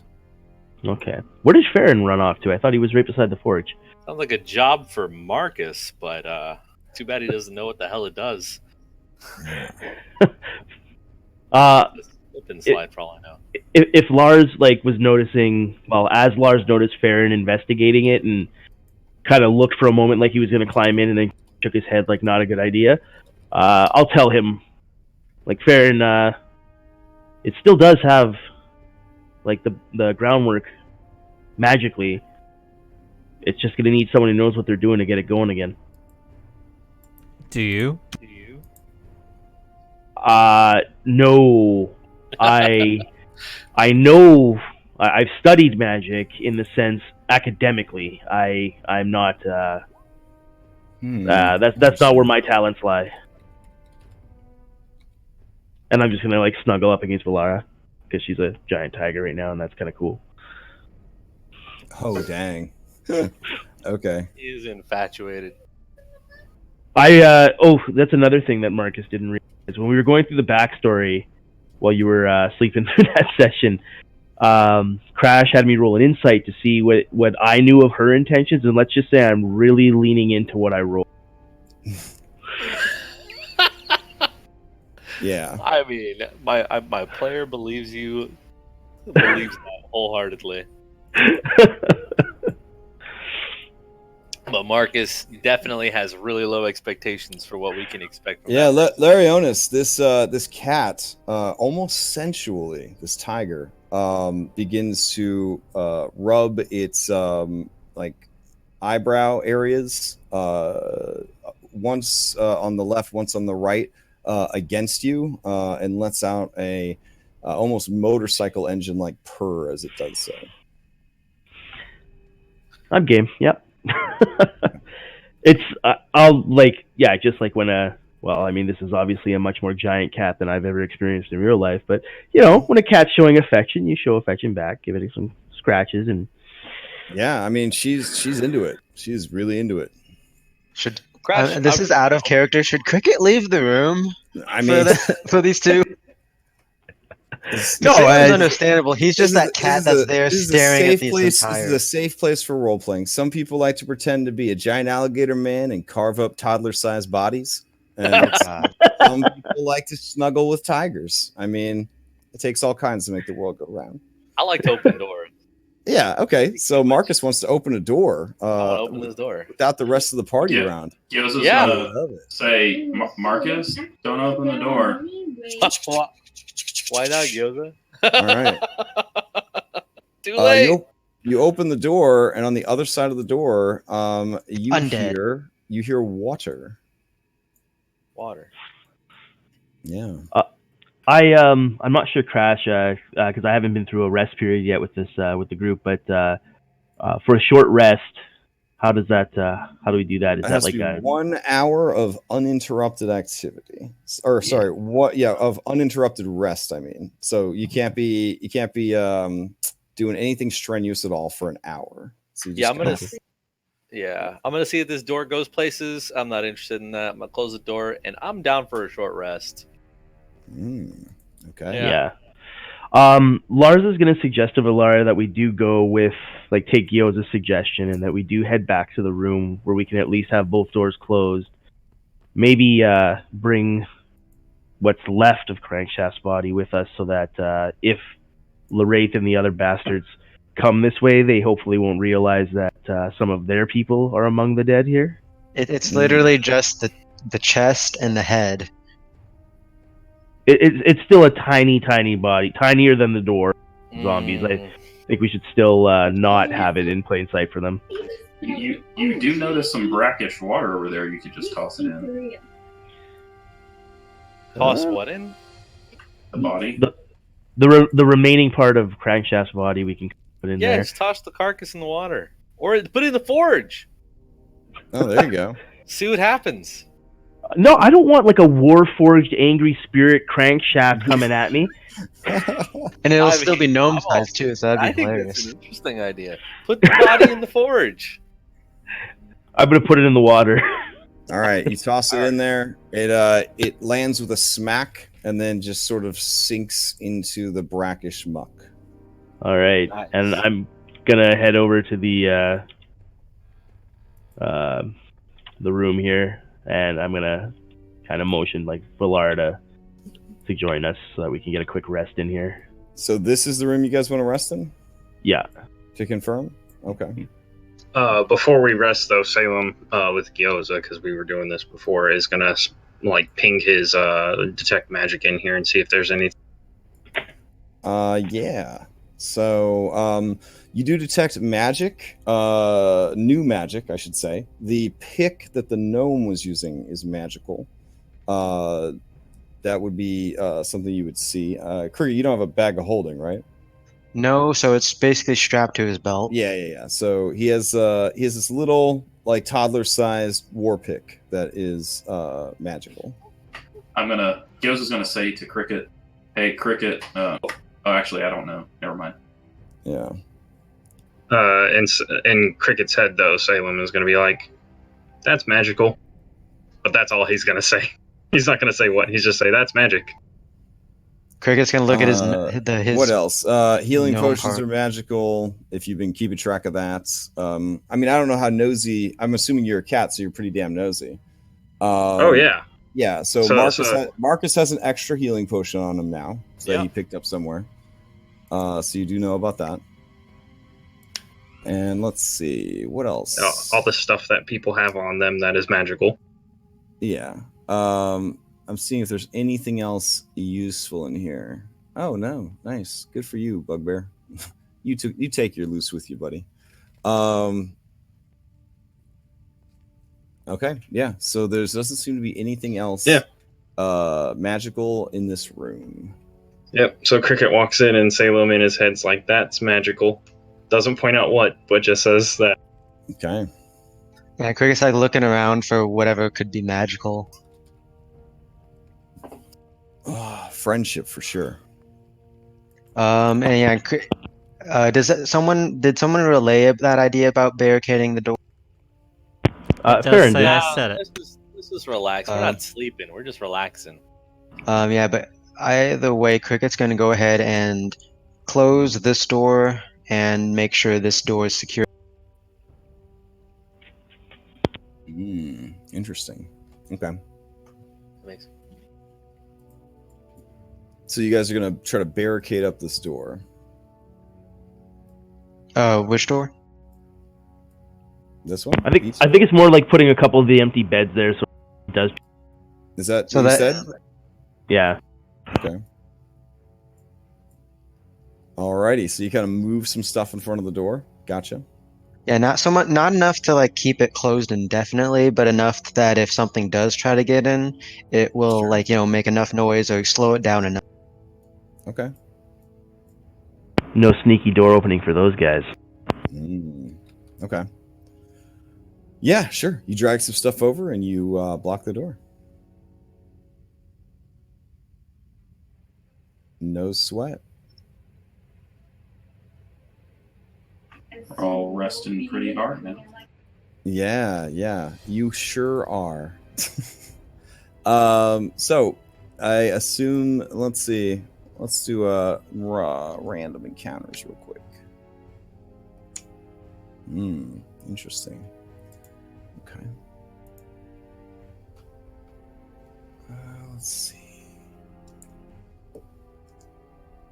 All right. Yeah. You guys managed to rest for an hour. No one bothers you. Valara stays in wild shape the entire time. I have a question. Curled defensively around Larionis, watching you guys with suspicious tiger eyes.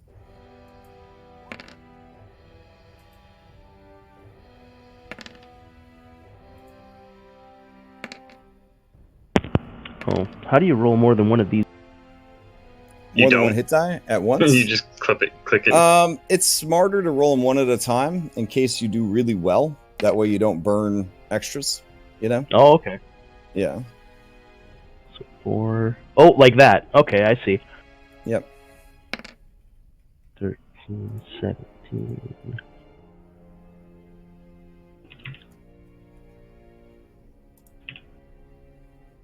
I have a question, Crash. Okay. Sure. During this short rest, is it possible to read for an hour of that book? Since I can actually read. Yeah, reading is not strenuous. So I'm gonna read for an hour that book that I found and get one of the 8 hours I got 2 off of it. All right, just keep track.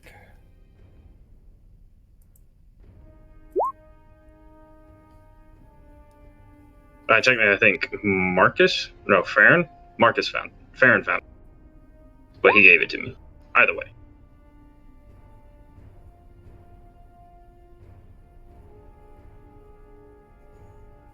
All right, All an right. hour. That is an auspicious number. So Aaron did a song of rest. Well, now I'm digging through this door now. Now that we're Okay. done with that. Which door is that? That one on the left. Oh, this door right here that you were next to? Yeah, that one I The door that you closed. peeked in and you heard some Yeah. watery sounds and saw Yeah, a that's it. four-way Never mind. intersection? Okay. that's it. Everybody ready to resume action? All right. Yeah, as soon as and- we're what is the heart next Oh. to my character? The heart? Oh, that means That's you were bloodied. bloodied. So you could just Oh, click on oh. your mini and then go to the arcade button, and then if you click on the little heart, they'll toggle it back off. There It's you the go. There red we dot It's on just me. It just keeps your allies from having to be like, who's hurt? Who's hurt? So if you look over and you see somebody's got that on there, that means they have less than half their health. What about Okay. the red dot? Yeah. The red dot is, I use red for readied. So if you're readying an action, I'll like throw a red dot on there to remember that you're readying an action. Crash, I stuck a torch in these rocks. All right. I see that. Looks good. Quick. I also two want to. Oh, go ahead. Torch burns for 1 hour, so it provides light during your rest, and then it kind of sputters out. Two questions. The temporary hit points, that lasts till long rest, or is it short rest? Correct. Yep. It lasts through a short rest. It is very, very Okay. powerful. Yep. And second thing is, once Cricket sees everyone ready and stuff, and Marcus is heading to the door, he's gonna Mhm. go ahead and like kind of he wants to lead the way, so he's kind of gonna Black Ops SWAT team go through the door first before Hey. Marcus. And Gyoza's Okay. going to see them over at the door, and he's going to say, "Hey guys, maybe she knows which way we should go." I Oh, don't you're speak right. Tiger. Lars will just look at Valar and say, "What way do you what way do you think?" And I'm gonna look at Uh, Gyoza and I'm gonna say to him, "Hey, are you able to recover some of that? Recover some of your strength during a rest while you're in that shape thing?" You can recover health, but you can get use Like some hit die. Yeah, you could use your hit dice on your animal form if you wanted to. Okay, gotcha. Yeah. I want to look at the tiger and I want to say, "Hey, you should change out of that form and give us a little bit of a tip on where we should go. Where did the rest of your party go?" Or just point. You can point. No, I'd rather them speak. Well, Gyoza trusts her completely, so Gyoza's going to say, or you can just point. Hey, so I just did an insight check on Marcus to see whether he wanted to get the tiger to transform because he wanted to see what she looks like without the tiger form, or No, I with just what he don't said, trust like, her. I don't trust her, but I don't distrust her, I guess. Like I have no expectations like either way. Well, I mean, Marcus, if a druid wants to stay as an animal, Yeah, I mean, so you shouldn't, the tigress, kind of with tiger strength, pushes the stone bed that she is half lounging on Larionis and half lounging on the bed and the floor because tigers are freaking big. She pushes it along the floor. It lets out kind of a squealing sound as she does, and then with a claw. She scratches in the dusty stone of the floor. We should leave.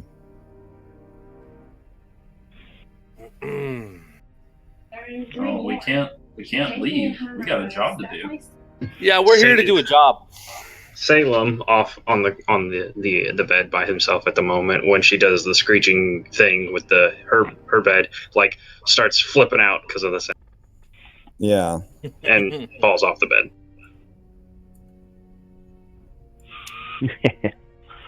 She kind of lets out a long, lazy, like cat yawn and stretches, like that goes all the way from her head down her spine, hips, tail, the whole deal.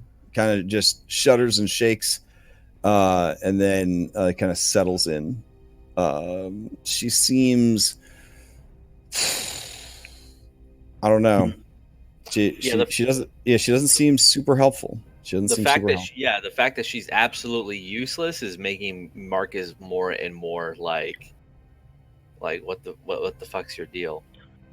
By the way, was Like that door locked? 'Cause like Cricket tried to- Marcus hates when people are like taking advantage of him. So Well, she's kind of watching the room to kind of get a feel for it, and then with sort of a chuff of frustration, she abandons her very useful tiger form and goes back into her humanoid form. okay. So she is a very pale humanoid. If she was like any particular race, I guess she would be like a human. She has features that remind you of your fallen companion Saito.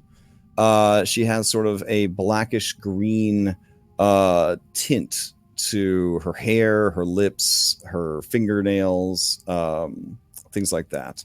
Her eyes are the eyes of a snake or serpent. Saito. I like your eyes. And no, Marcus, that's not Saito. Saito died. Wait. I had another hour at least that I could have maintained the tiger. I don't care.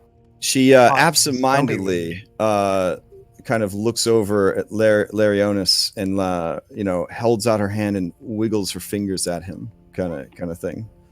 And then she says, "So you don't want to leave? If that's the case, then you have your hands full. There's a drow that's running the show here, a very powerful arachnomancer. The Black Spider. Dun, dun, dun. Yes, that is who he calls himself, like some sort of Luskin back alley supervillain or hero, I guess, depending on... Is he like part spider? No, he's just part drow, all Is his all bottom half asshole. spider? Or is his upper half spider? Every part of him seems to be a drow elf, from what I have seen. Oh. He does have spiders, big ones that seem to do his bidding. I guess that goes with the whole arachnomancer motif. Anyways, Laraith let us down here. There was some asshat at the front door, some failed Wizrobe wannabe. We took him out, tortured information out of him about the place, managed to avoid the beholder. That was nice. Beholder. Yeah. Lars' eyebrow goes up. Yeah. I guess it's guarding some bullshit item called the Light Bringer or something like that. I don't know. Sounds optional, if you know what I mean. But A beholder. Yeah, it's a big eyeball with a mouth and a lot of little eyeballs. I've got a big mouth and little eyeballs too. Well, I'm still here, so obviously I didn't see it. But Black Spider definitely has a raging hard-on to get into its area of this particular complex and get at its goods, as it were. Because apparently he thinks a lot of what he's looking for is guarded by this creature, and he is either too wise and or too much of a total pussy to go get it himself. So that's when he and Laraith started wheeling and dealing, and the next thing I know, we are working for a drow in this haunted ass mine. And then you guys showed up. So you weren't hired by Gundren? Oh, I mean, we were. It's called double dipping, sweetheart. Gotcha. Okay. Yeah. My mother told me not to do that with the dip back at home. It's apparently really totally bad. Yeah, don't do it with dip, don't do it with dicks. Yep. So anyway, but you do it with business though. Ancient cousin. Where's the rest of your party? Yeah, so they're north of us. Opello and Laraith and some bugbears are like another squad that are sort of patrolling, as it were. Lars is gonna kind of glance with this like sideways grin towards Salem, and he's gonna go, "What about Blizzard?" Oh yeah, like No, what about Blizzard? She is like the right hand kitty of Lorraine. Salem runs right up to her. Yeah. That's definitely something that you would be into. But I have bad news for you, sweet cat. She's not real. You know, she's like a familiar. So if you kill Lorraine, you kill her. She's just she's Tressums are living things. Right. Tressums are. Familiars are simply the manifested energy of your spellcaster that takes physical form. I'm pretty sure that's what Laraith said. I have no idea what that means. Salem just like don't look at me. Over. I'm a druid, so I don't know. Did you come across any magical items? I mean, we managed to. I managed to sneak in there and loot the desk for Black Spider. I gave him all the spell scrolls and notes and whatnot that I found in there. Have you guys happened upon? I also fished out some old dude, cleric of. She kind of eyeballs you. Oh yeah, one of yours. Yeah, where is that? Oh yeah, he got blowed the hell up by that fire skull. So. Oh.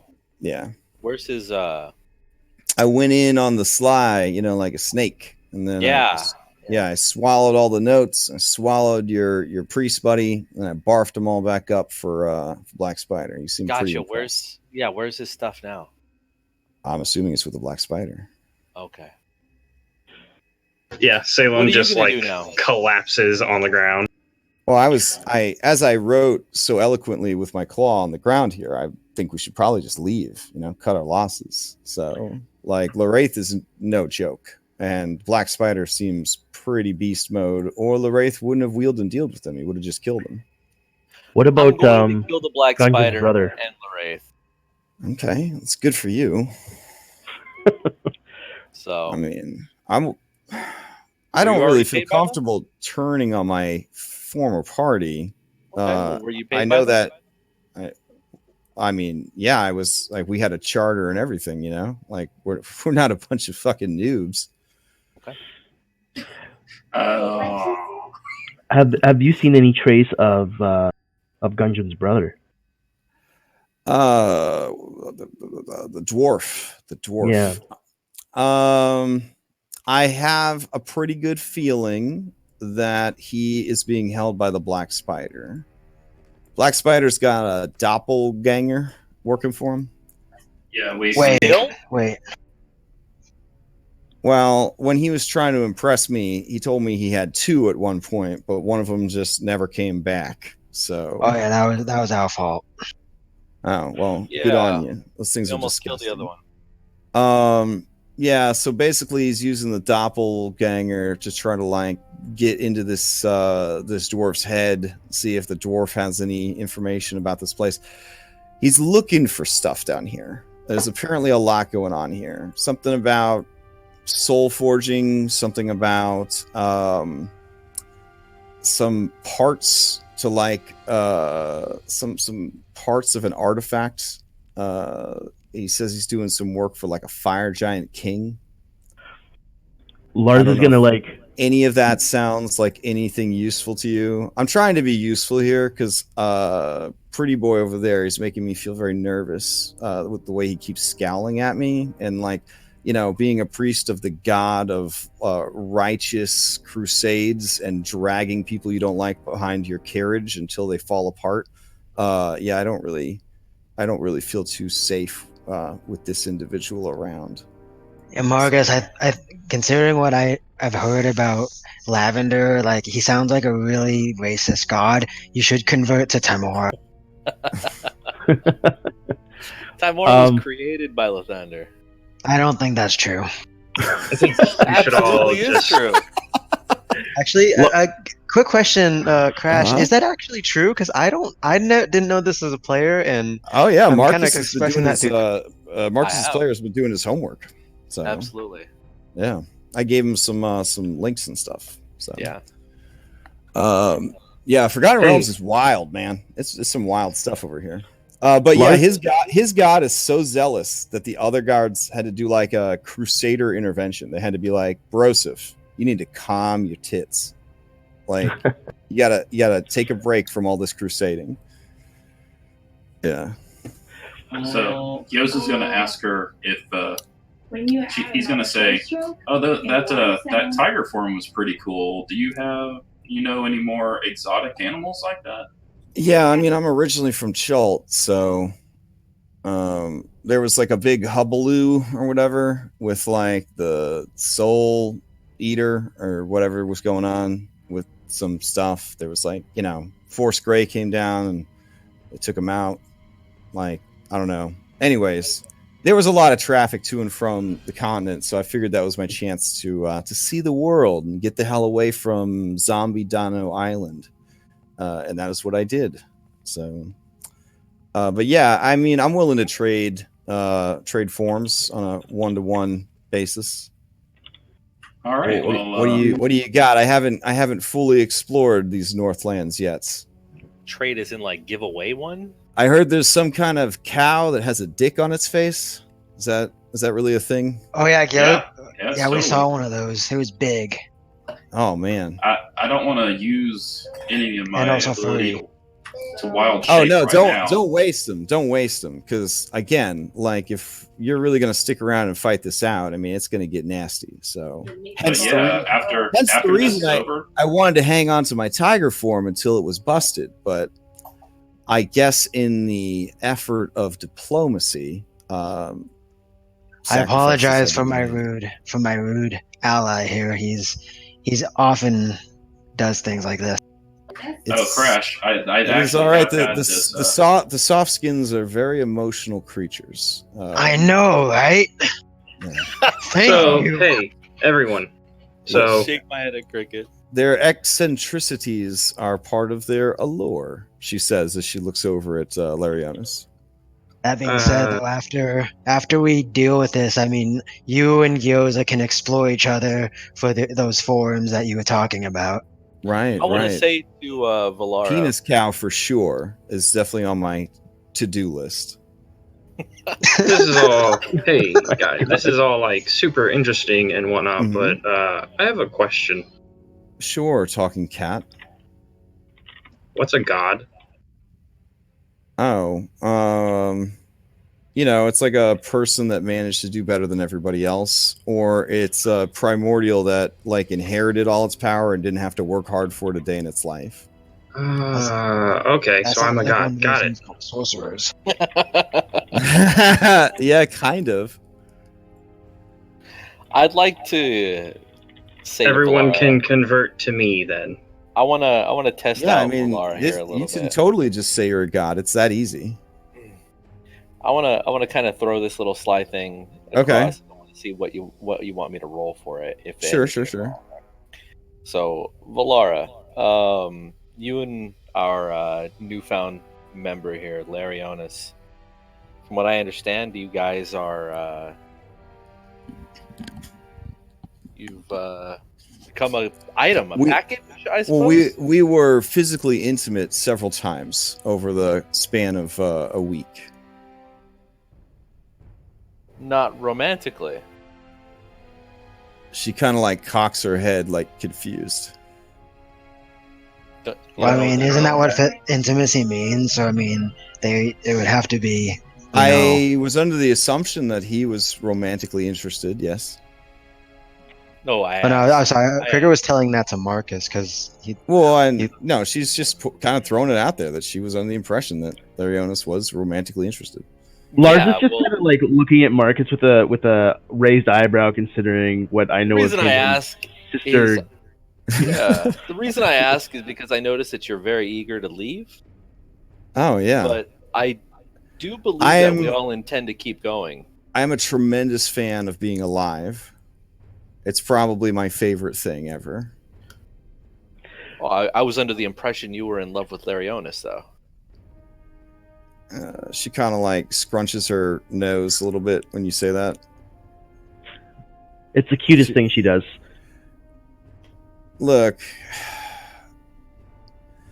You seem very competent with your blasty stick or whatever, and your invincible lizard folk and whatever's going on with all this other stuff. You got a druid, you got a magical cat. So I mean, it seems like you could probably pull this one off. I am willing to help, but yeah, you seem a little loot crazy. You see, that's what I was trying to say. Yeah, so I just want to know that I'm going to be taken care of if I am putting in the work, and I don't mean that in like a sinister way. Like I don't want to be taken care of and then killed. I'd like to be legitimately compensated for work done. Okay, well, then don't take care of you. Dip with us again.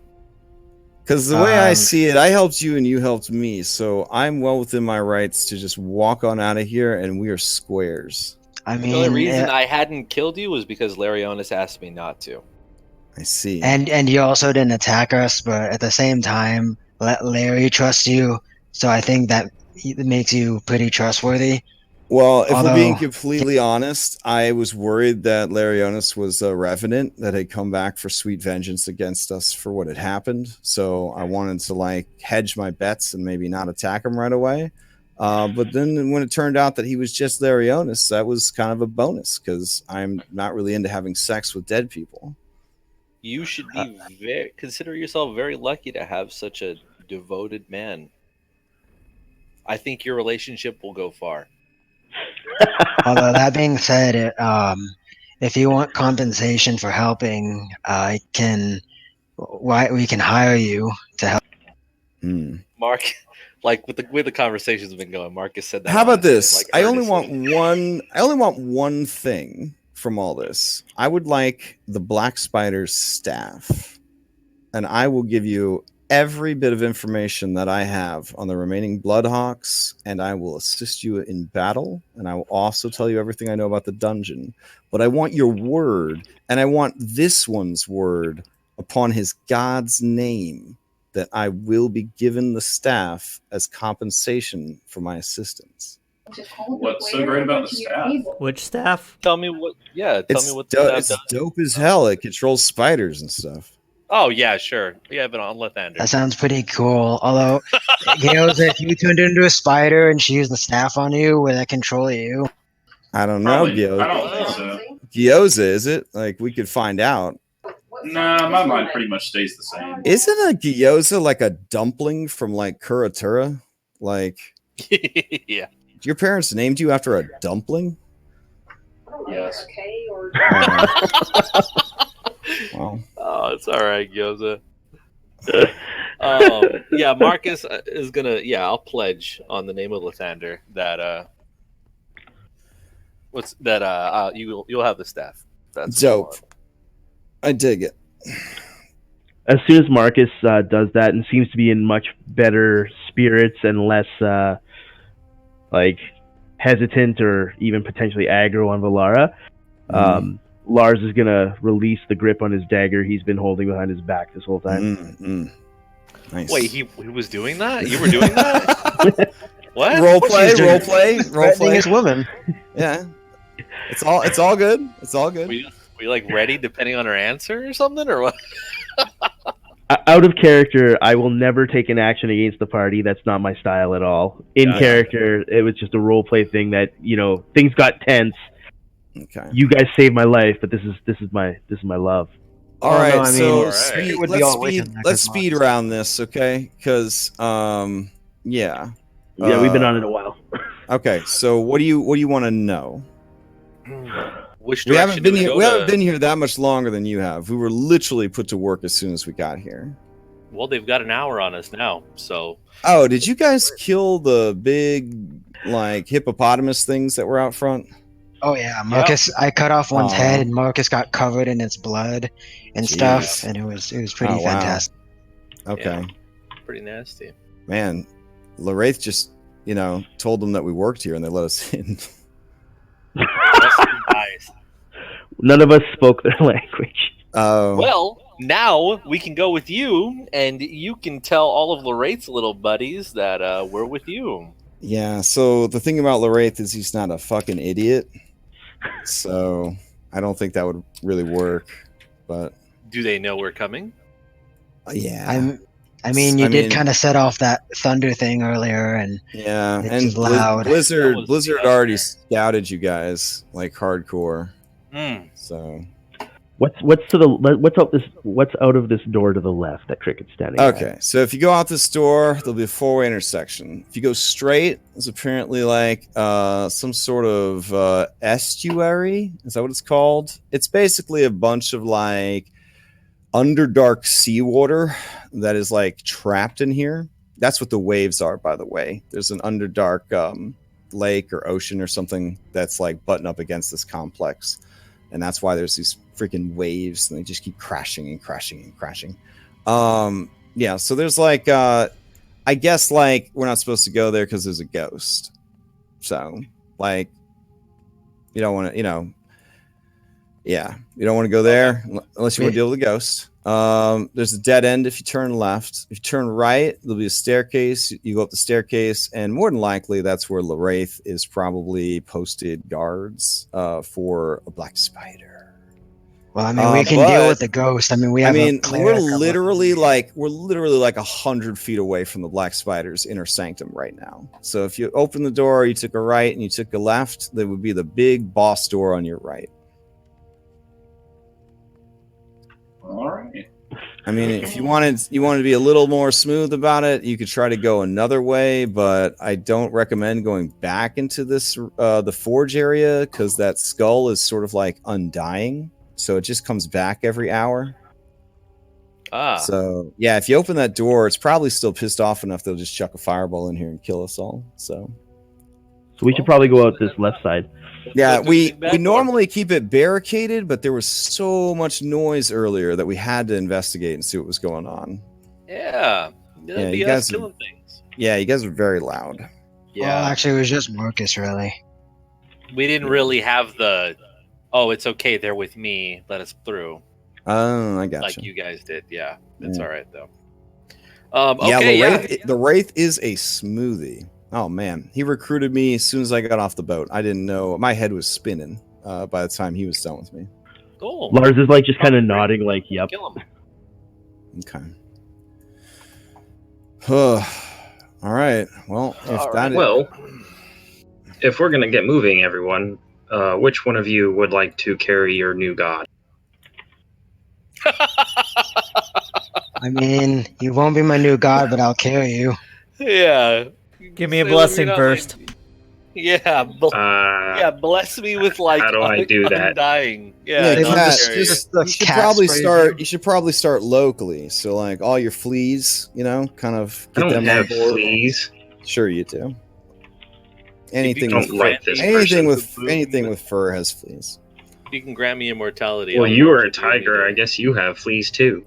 I guess when I'm a tiger, I do. Half-scaled one, so we don't have to deal with fleas. I mean, technically, if we're being honest, what was the name again? Croquet? God, my name's Cricket. Cricket, yeah. So, I mean, if you don't keep clean, you could get mites. So there is that. It's not too bad.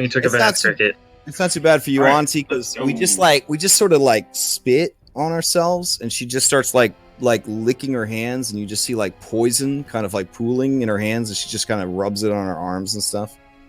And it makes like a sizzling sound as it goes across her skin. Salem sits down and does the whole leg up licking thing. Yeah, gross. Let's go. Cricket attempts to copy that because it's something apparently scaled ones might be able to do too. Yeah. You have sort of like a Ghostbusters 2 level of like drooly slime. You do not have poison spit, so it is really gross. Unless you're into that sort of thing, and then it's really exciting. You just pints of drool and saliva, and you're just rubbing it everywhere.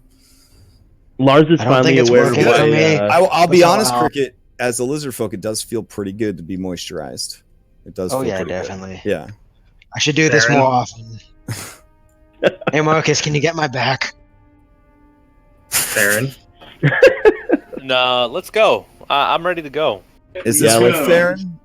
This one right here? Yeah, Yeah. that's fair. Would you like to be the one to carry me? Sure. See, that's a blessing in itself. It's not a blessing if he shits on your shoulder. Excuse me, but I have more class than that, lady. Mm-hmm.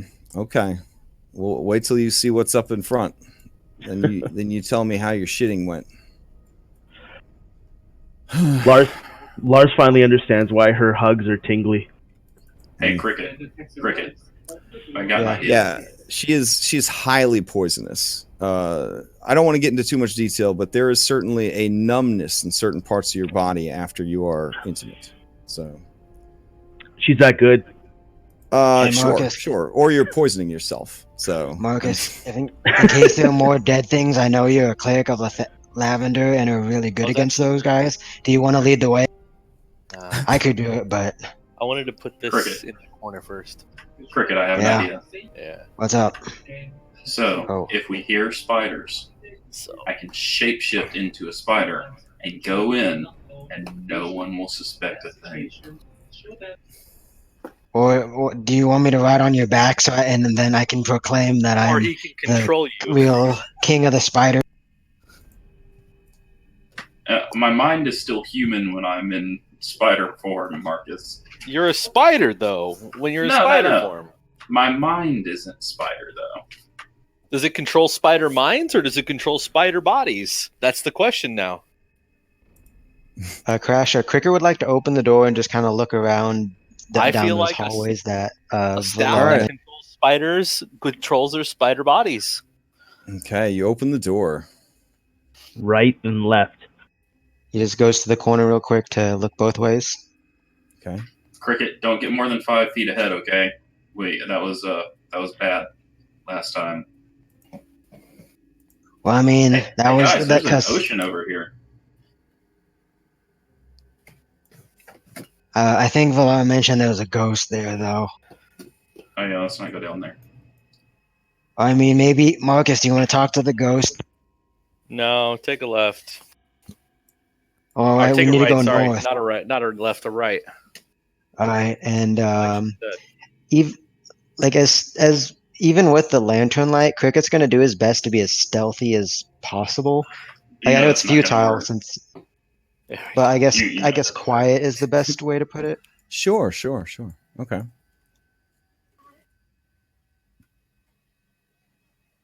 And alert for any dangers.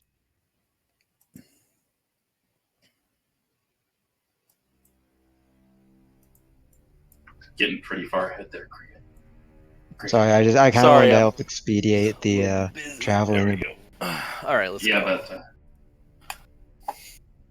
All right, I'll wait for everyone. Okay. All right. Then you said a left up here, right? Yeah. So Cricket, they see you, you see them, and Who's them? Oh, maybe you don't see them. I don't know. Oh no, I see something, but it's hard to Yeah. I only see part of the Go ahead and give me some initiative, guys. God, what's with all these horrible initiative rolls? It's I'm because so you're triggered. terrified, Marcus. No, man, going after the enemy gets in prime. I hate undead. What's that little thing? Is that a cat? Alrighty. So as you begin to turn the corner, you feel in your hearts combat music begin playing. Farron, that's really skillful that you're able to play in our hearts Right? like that. Let's see. Will it actually just play my list, or will it poop the bed like it's been doing for the past week? Let's see. Love you, Roll20. All right. So we've got some music playing. We got some initiative rolled. We've got time on the clock because we started a little bit late. So let's go ahead and jump into this thing. Farron, you're up first. Cricket stops. He says, I see something, and I think it sees me. And then I guess that's where you guys jumped into initiative. So what are you going to do? You currently carry a god upon your shoulder. What do you think we should do, God? Well, I can't really have anything killing my few followers. So let's still go do something about this. I'm gonna You're gonna minor be illusion the my sound of a lead- dragon. You're gonna be my lead follower. Oh, okay. You're gonna minor illusion the sound of a dragon. That's pretty scary. All right. You know what it sounds like? Coming from down this passageway. Yes. Like, oh, here comes the dragon. Watch out. All right. Yeah. What is the DC on your spell? I think it's a 14, maybe. 14. Okay. Let's see. What do we got here? All right. Let's see. This would be intelligence, I believe. Yeah, they're not investigation. right. Yeah. All right. Here we go. Oof. Okay. Yeah. That you hear in Goblin. Anyone who speaks it. Did that sound? Did it come from the lizard? What have they brought with us? What have they brought into the dungeon? All right. I was anything about to else say, there? it probably helps that Cricket is a lizard Yeah. and his nose is Oh poking no, out. totally. There's some synergy there. That was very impressive, follower number 1. Thank you. Hey, Cricket speaks Draconic, right? Yeah, Cricket does does, speak yeah. Draconic. Yep. All right. In Draconic, I'm going to say to Cricket, hey, back up, and we'll just shoot them as they come around the corner to investigate.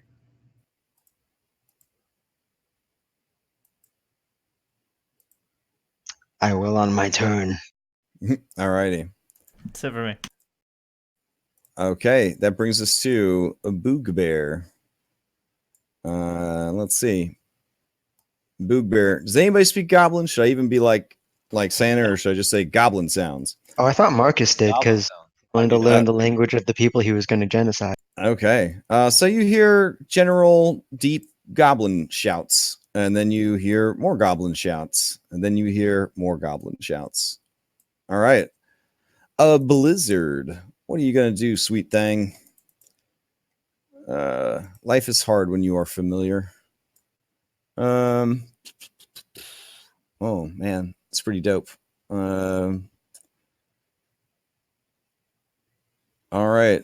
I guess nothing for now. She will use a stealth roll. It's not great. Okay. That brings us to Cricket. Look at this patient party just taking their sweet time. I love it. Yoza said to back up, right? Yeah, I said that in Draconic. In Draconic, Marcus is that's it. kind of in the way, but Cricket's gonna nod and do the little thing for his hooded lantern so it dims and whatever. Okay. And then he's gonna back up and kind of press himself against the wall here to hide. Use an action to hide. All right, super squeezy if you do that. Super squeezy. All right. Yeah. That works. Salem. Should I roll for stealth? Yeah, definitely should roll for stealth.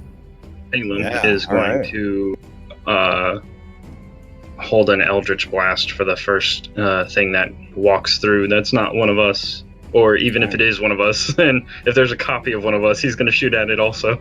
All right, so you're ready. Yeah, you're ready in action. I dig it. Okay. Hey, quick question, Crash. For the hooded lantern, I'm trying to remember when you put the hood down, is it no vision or is it just only slightly dim? Let's see. A hooded lantern. A hooded lantern is bright light 30 and dim light for 30. Once lit, blah, blah, blah. As an action, you can lower the hood, reducing the light to dim light in only a 5-foot radius. But in a 5-foot radius with nothing to hide behind, even a nat 20 stealth isn't really going to help you too much. Because, I know you're pressed against the wall trying to be sneaky, but you are a big, bulky alligator dude holding a light source. I mean, it's not ideal. So just going to keep that in mind. That's something we had come up like 2 weeks ago, I believe, where it was like, can you see if there's stealth in a dark room and blah blah blah, and like per the game, you got to have something that you're using to help obscure you to hide. The only exception, I believe, is if you have the shulker feat, at which point you can kind of tap into the true power of Worlds of Warcraft for rogues. Yeah. Or what else? Yeah, what else? True. If they're in a natural environment, etc., etc. Larionis, you were up. All right. Just seeing everyone arraying them ready. I step up here. It looks an elevation. I'll take my bow out and I'll take my cue from them. I'm gonna aim down there, and I guess whatever turns the corner or comes this way is gonna get an arrow. Damn. Okay. That'll be it. Okay. Gyoza, you're up. Holding that produce flame. Okay. I am gonna take one step back since my range is far enough. So, and okay. This bugbear is gonna act. It's gonna come here. Is going to say stuff in Goblin. Goblins are gonna say stuff in Goblin. This Goblin's gonna say more stuff in Goblin. They seem to be having a bit of a debate here, with sort of a deep sigh. This Goblin is going to take the dodge action. Alrighty. That brings us to even more bugbears. Alright. This bugbear is going to go here and probably hold an action. Opello. Okay. Opello does some stuff off camera. Alright. And that brings us to this guy. This guy is going to also take a dodge action.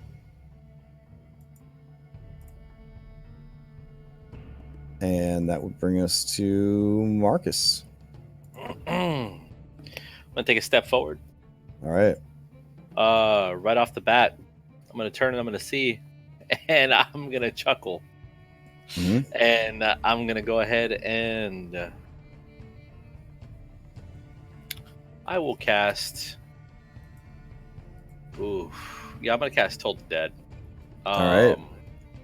On the one that you, the closest one? The one that I do see on the right here. Sure. Okay. It will attempt to make a wisdom check. Wisdom save. Automatically roll. All right. So yeah, chuck out 12. Yeah, just use the dice roller and throw out a D8. Dice roller on the left-hand side. If you just mouse over it, there'll be a little fly-out window. You can select a D8, automatically roll it. If it's not rolling it automatically for you. There you go. Yeah, but he gets a 14 on that save. So he does not take the 4 points of damage, I believe, because I think your DC is like a 13. So you go to do this, and like it hears the tolling sound of church bells ushering in the rising of the sun. But its resolve is tough. It does not take any damage. What else you got, Marcus? Fair enough. I'm gonna go ahead and just end it there. All right. But do you still have movement? I'm gonna stay here though. Marcus, step back. Why? So that they'll come down the hallway. They're trying to like kite these dudes. It seems like. Yeah, that's what I want to do. All right. If you're gonna stand your ground, we will continue on to the next person. Stand it. Yep. All right. So back to the top of the next round. Farron, you're up. Gonna move up. Does that give Salem his ready to attack since he sees them now? Yeah, and it gives the cutie in the little hoodie his ready to attack. So I will shoot at that dude as he shoots at us. Yeah, he will chuck a javelin. I'm going to roll a d4. If it is a 1, 2, or 3, it will go against the Wizrobe. If it is a 4, it'll go against the Wizrobe's familiar. Okay, so it's against Farron.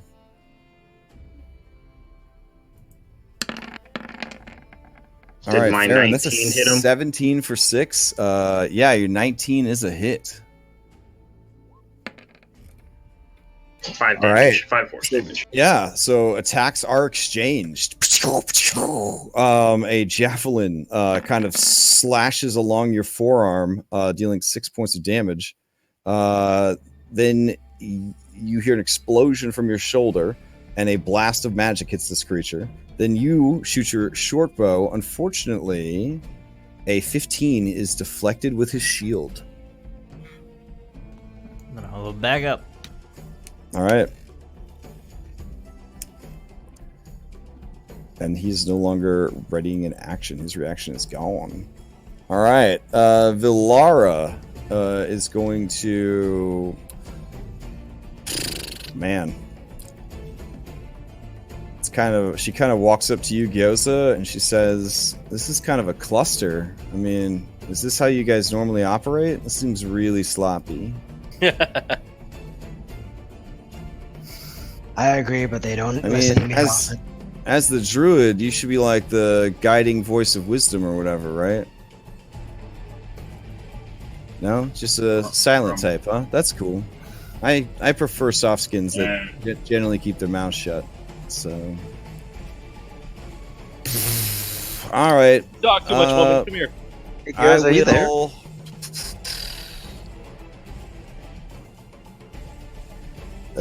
Sure. She, quote unquote, readies some magic. Alright. That brings us to more bugbears. Alright, bugbear talks it out. Okay. And then the bugbear is going to come over here. And he's going to come over here. And he's going to go there. And then he's going to move to here. And that will be his turn. Adorable Blizzard will try to re-up her stealth. She's not doing so great on that. Yeah, that's much better. All right. Cricket, you're up. Yeah, so... I'm going to say to Cricket in Draconic again, I don't think Marcus understands what I meant.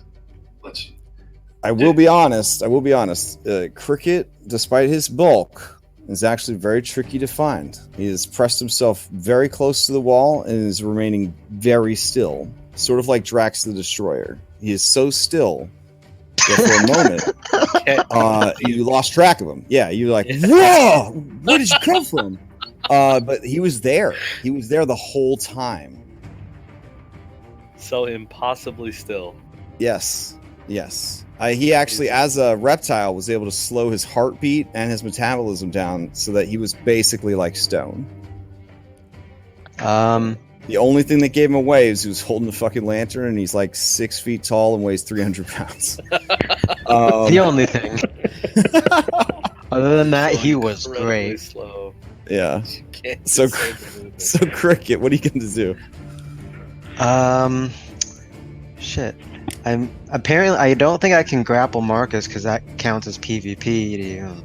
Well, if Marcus is amenable to being plus you're in combat right now, like, so this isn't like goofing around. I'm gonna throw Marcus in the well, or I'm gonna bite Marcus on the head, or like, no, that would be the time for the PvP. I'm gonna make Marcus. I'm gonna have Marcus mate with this donkey because he needs to mate. None of that stuff. Like so yeah, if you want to pull him back.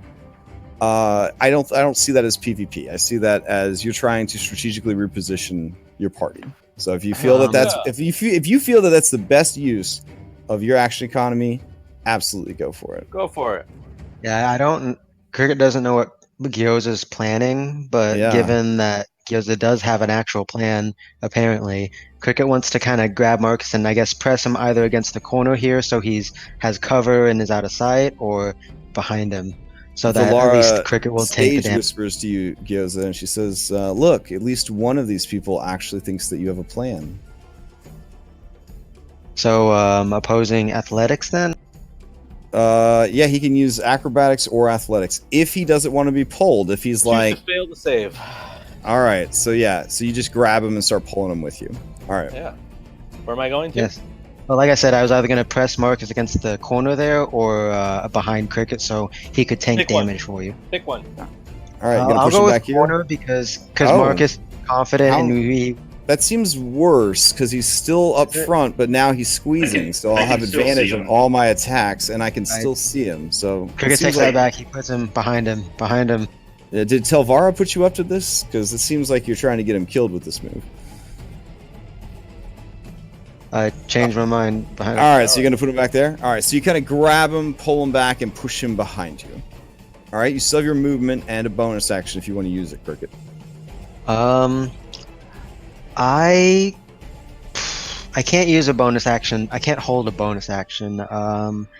And as far as movement's concerned, Mhm. I guess yeah. Since we don't seem to be moving much, whatever the no. Yeah, I'm just gonna stay where I am. Okay, you're gonna stay where you are. Alrighty, that brings us to Salem again.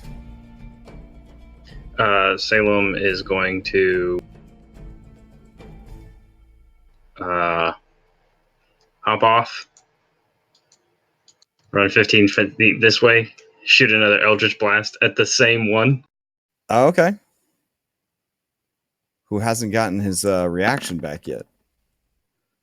Yeah, a 15. He is able to block that with his shield as well. So that trusty shield is up, and the energy kind of crackles against it. And Salem just like you know the gifs of where like the cat stands up on 2 feet and like walks off. That's He what says Salem something does to as he walks back. he says something in Goblin to the other goblins, and they all laugh at whatever clever thing he said. And it's just gonna hop back on Farron. Those Alrighty. goblin things. Nobody speaks goblin. Tavara should have taught us it before she left. Oh yeah, Telvara was the one who could speak it. Yeah. I miss Alrighty, Telvara. that brings us to Larionis.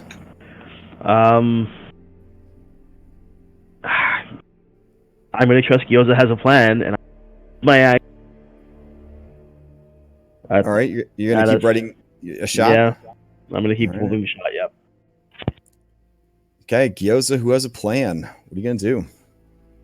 And what is your plan? Well, if he says My the plan plan too is- loud, peeps might hear him. Do you ask me in Draconic? Is Cricket asking Draconic? A little bit, yeah. Actually, yeah. So Gyoza will reply in Draconic. If we wait here, we can all hit one as they come around the corner. But don't they get wise and then do something to counter that? Sounds like goblins. Goblins are stupid. I mean, Yeah. that doesn't fuck seem goblins. all that accurate, but yeah, I'm for some going to- reason, Marcus. I'm gonna hold my produce flame, and I'm gonna take one step up right there, and then good. Alrighty. Let's see.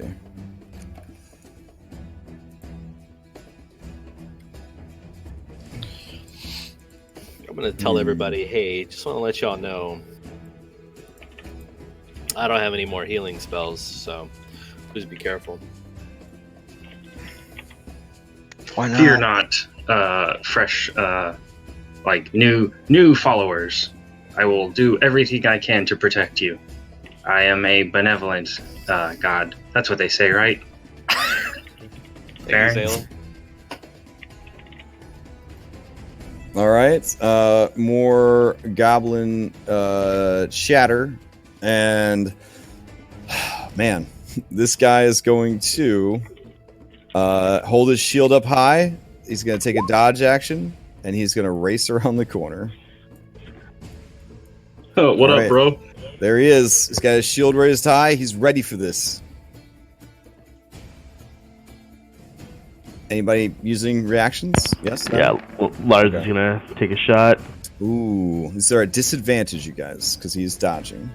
Oh, that's right. Okay, so probably lower than that. I'll just roll. Okay. Or no, 13 is the. All right, 13 does not hit. We got a crit Fumby from Gyoza. Let's see how that goes. Gyoza, please make a DC 18 saving throw. Use your wisdom. It's a wisdom saving throw. I don't see why him dodging makes it harder to cast spells. All right, whatever terrible thing, and it was pretty bad, was going to happen to you, it does not happen. But you do miss. The spell just fizzles out in your hands. No fire is produced by that one. Him dodging almost made me kill myself. Anybody else defending, or I mean reacting, or Valara was the only other one who had a. okay. Yeah, so he, let's see, 1, 2, 3, 4, and then he's gonna go 5, 6, and kind of turn the corner a little bit. It was Gyoza the one Cricket. that did Cricket, the it's not mine. working. Let's just kill him. Well, I mean, that was what I was hoping to do, but I thought you had a better plan. Valara's I mean, like, Bill. If anything, I Valara would have. calls Whoever out, made that she's like, noise, well, I would he's have had them. obviously running down the hallway to tell the black spider that you're here. We need to grapple him. All right, so that brings us to the next guy. He will do that, okay? And then Opello's turn. Oh, great. All right, so that's happening. And then this guy, let's see. He will go here. And he will do this. All right, so that brings us to Marcus. Hey guys, here's a wonderful idea. Why don't we just rush at them and murder them all? I mean, All right. that was what I was thinking, but I Gyoza had say, a plan. as I walk up, I don't want to be in agreement with, what was his name? Mark Anthony? yeah, Yeah, I don't want to agree with Mark Anthony, but I mean, they did have the high ground. You know what I'm saying? Like, oh yeah. All right, so that's all the movement I got there. This one's taking the dodge action, you said? yes. Oh, as you turn the corner, you were attacked twice, Marcus. Okay. Yeah, both these dudes over here were readying actions. Okay. Alrighty. I'm trying. Hold on. Let's see. One of the bugbears, there we go, throws his javelin at you. Okay. Yeah, that's a 21 for 8 Yeah. points of damage. That hits. Yeah. The other one, let's see. Oh, yeah, that's good stuff. The other one is going to fire a longbow at you. Okay. All right. I want his bow. Interesting. Oh. Okay. But he fumbies. He fumbies it. Good. All right, let's see. Good. This could be very bad. He's right behind somebody. Yeah, re-roll the attack against the closest creature to the target other than yourself. So the guy running down the hallway, he has to re-roll the attack against him. Good. Hope it's a crit hit. It is a good hit, though. Yeah, Almost, he tags it. almost. Tags it for 6 points of damage. Jesus. Oh wait, no, it's at disadvantage because the guy's dodging. So that's Is that another fumble. fumble? Yeah. Jesus. This is why I roll my dice out in the open, because this is very exciting. Ricochet, make a DC 16 saving throw. Oh, wow, this could be very bad. All right, dexterity saving. Did he just kill him? It's like it bounces off Marcus's wow. armor, the bugbear's armor, and then goes As he back. goes to take the shot, the arrow, he, frustrated, he fires a second arrow, and this one tings off of the wall. And as he goes to dodge away from it, he just sort of smashes his own face into the wall, blinding himself with blood from a cut on his forehead for 4 rounds. Damn. All right. That definitely undid that guy. All right. So, Marcus, continue your turn.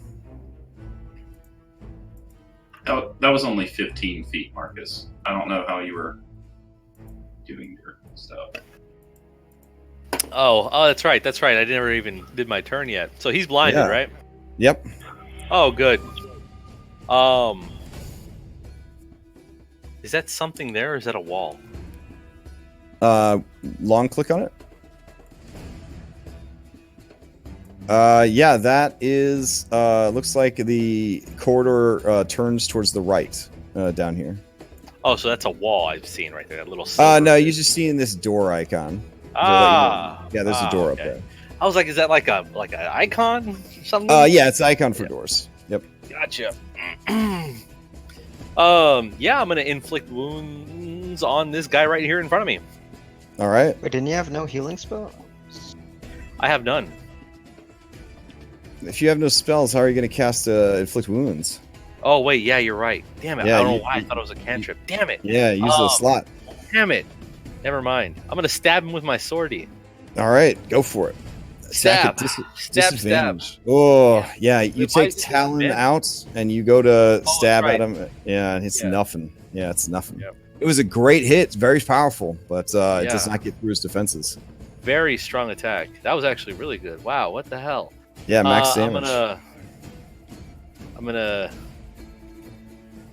just end my turn. Okay. Farron, In you're line up. of sight of everyone. Farron, you're up. Oh yeah, there's a lot of dudes here.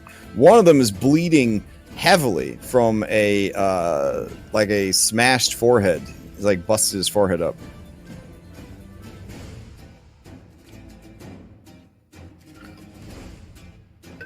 Okay, I guess I'm just gonna shoot this guy. All right, this guy right here. How long's that other guy blinded for? Did you say? 4 rounds. Four rounds. The Yeah. entire game, basically. Blinded for the rest of his life. Crippling blindness. Yeah, 17 is enough. That is a hit. God bless. 6 points of damage.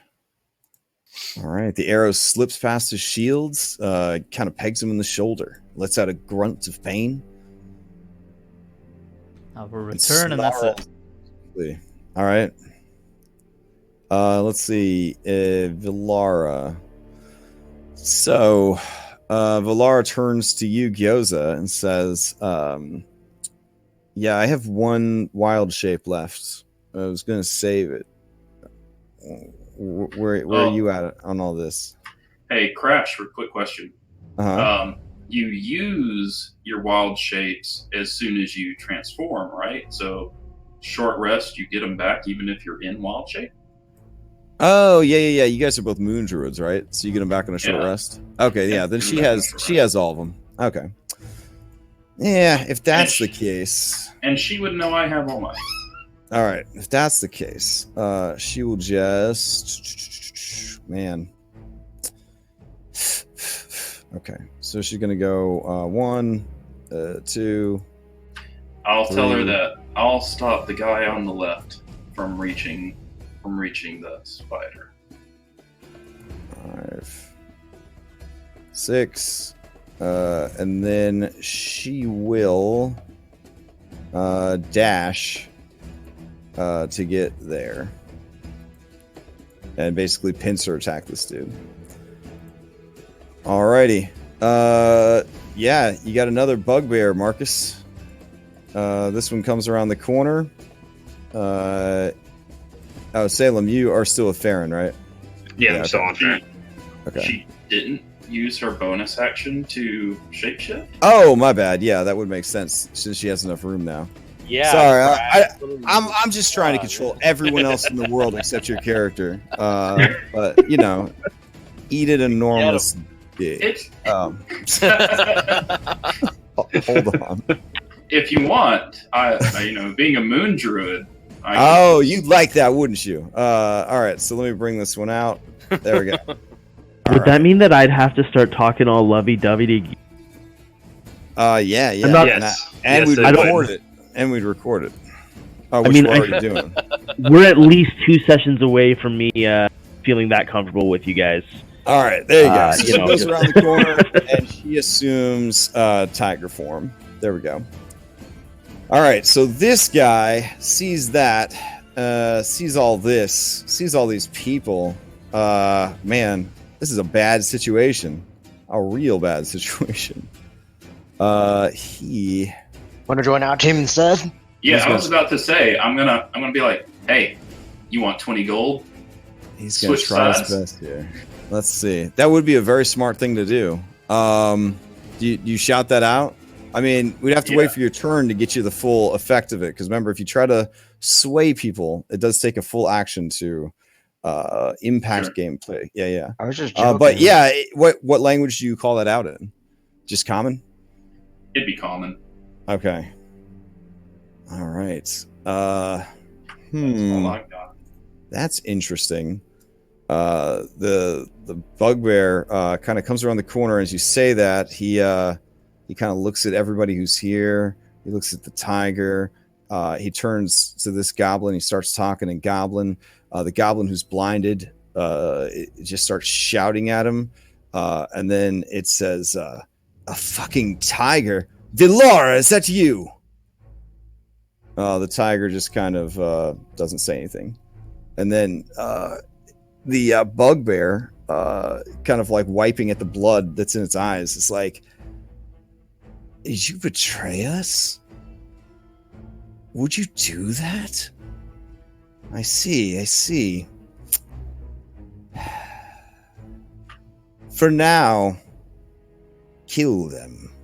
And the bugbear nods, and in that longest 6-second combat round ever, it rushes forward with its spiky club to attack Marcus. There we go. All right, this is with That's advantage because of the flank. Does not hit. 16 does not get through your armor class. Oh, that would have been a beautiful hit too. 21. Oh my god. I love those brutes. Yeah, that would have been pretty nasty, man. What the hell? No, especially with someone with no healing spells. Woo! Okay, dude, bro, bugbear, Marcus, you see a cat kind of burrow out of its clothing and poke its head out. It is a beautiful white cat. And you hear the man say, you are my eyes. All right. So, Cricket, you're up. Alright, seeing as how Gyoza's plan went to utter shit, Alright. Cricket's gonna do his original, usual plan. Don't get in the way. And Smashy? pretty much, Alright. yeah, he's seeing these enemies. Do it. Marcus wants to make it very clear. Please don't get in the way. What's the spooky skull for? What's that for?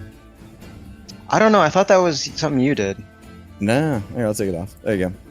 Oh yeah, so Cricket, Cricket's gonna keep use his moving up. last rage, Cricket, move up. and then he's going to move here. I would not allow a move like that. Not like that? But yeah, between the corner of the wall and this guy, that's absolutely not going to happen. Yeah. In and I that said, case, don't get in the Cricket way. is going to cancel out that guy's advantage by shoving him the fuck away from Marcus. Oh, 'Cause there you Marcus go. is his pal, sort of. All right. Go for it. Opposed athletics checks. That wasn't very good. Cricket, please don't get in the Damn. way. Please, no, please. Yeah, the bugbear is like, Okay, good. it just kind of shoves you right back like two football players just kind of grappling at each other. I Or guess two Cricket's sumo gonna wrestlers. Yeah. Cricket's gonna kind of growl at that, and right. yeah, he can't do anything else this turn. Just hit him. Salem, you're up. I know, shove is my action. No, I mean, just hit him instead of getting in the way. What will you do, Salem? Salem, can Salem just hop from one person to another? Like hop on Cricket's shoulder, hop on Marcus' shoulder? We've kind of established a precedent for that. Technically, you're mounting and dismounting these people, so you should be using half your speed to do so. It hasn't been too abusive so far. Okay, so You know what instead I mean? I'll hop down. Right. Here. Yep, But literally, you could hop down with half your movement and then hop up and then with hop half your back up. movement. Yep. Yeah. Yep, and And I see a kitty. A Oh, liar. dear. You're a liar, kitty. Yeah, Dreamweaver starts playing. Look at this cat. Oh, man. I mean, obviously, I'm Spike. not... I'm not into cats. But you're going to Yeah, mind spike that cat? Oh, man. All right. Please do something about the thing right in front of me, though. All right, it actually has a chance to live if it makes the saving throw, because we round down in this game. So let's see if it can make the saving throw. It's got to get a 13 wisdom save. It does not have. It just has a +1. Let's see what happens. Yeah, it explodes. Ectoplasm goes everywhere. The bugbear cries out, "Blizzard!" as it is just destroyed. And the bugbear that it was on, I just used my telepathy. Behold your new god. and that's where I will sit. All right. So did Valara inadvertently found the Church of Salem? Yes. Apparently. Larionis, you are up. Wait, so the cat's dead? The cat, yeah, he nuked it. He just nuked it down.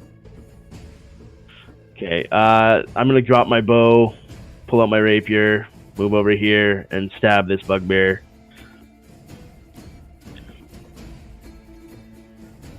That would not be advantage, but... Oh, damn, that's not gonna do it. Okay. No, it does not. They're pretty well defended, these bugbears. Okay. It's kind of I love D&D and most like games like it because a bugbear was like their first like boss monster, and now they're like the rank and file like turds in this dungeon. Well, I mean, granted, a bugbear was our first boss monster. Yeah. Okay, I'll disengage, I guess, and just move back here. Oh, I should have attacked that one. I would have had advantage. Oh well. Yep. That's right. Gyoza, you're up. Seeing as I am completely blocked in, I'm going to ask the DM, how high is the ceiling? How high is the ceiling here? Again, this is dwarf, industrial dwarf area, so the ceilings are still very low, like 6 feet. Okay. Very low ceilings. Oh man! All right, I'm going to. I can't see anything. I'm going to. So low. Giant spider form. Oh, okay. And let's top you off here. There you go. Hang on. And I'm going to crawl along the ceiling. You turn into one, and then you kind of scuttle up the wall and press yourself close against that ceiling, and just kind of, pardon me. Yeah. Yeah, sort of bonk against Farron and Lars's heads as I go past. And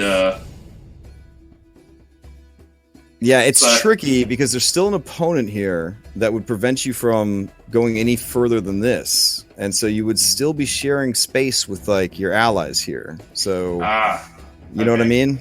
Yeah. I mean, it's 6 feet high. Cricket's big. These elves aren't small. You know what I'm saying? Like, just because they look like pretty boys doesn't mean that they're small.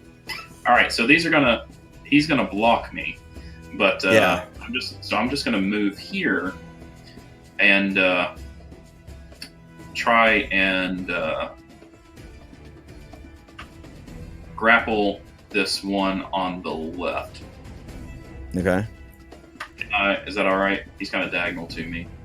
Yeah, it'll be. You're a large creature. You have pokey legs. You're already at disadvantage to attack this jabrones anyways, right? But then you gain advantage from Valara, so it'll balance out in the wash. So regular attack roll. Oh, for grapple. Oh, you're gonna try to grapple him. Yeah, sure, go for it. Try and grapple him. Yeah. So strength check. Yep. And then you can add your proficiency if you have training in athletics. Yeah, even with a bonus from like cover or something, he would still not even come close to a 20. So yeah, you lunge out and grab a hold of him with your front 2 legs. All right, and I'm gonna drag him back and put him. All right, Marcus, are you all right with him here. being pulled through your space? Yeah, I'll let him drag it. All right. I'm going to drag him right there, and I'm going to keep a hold of him.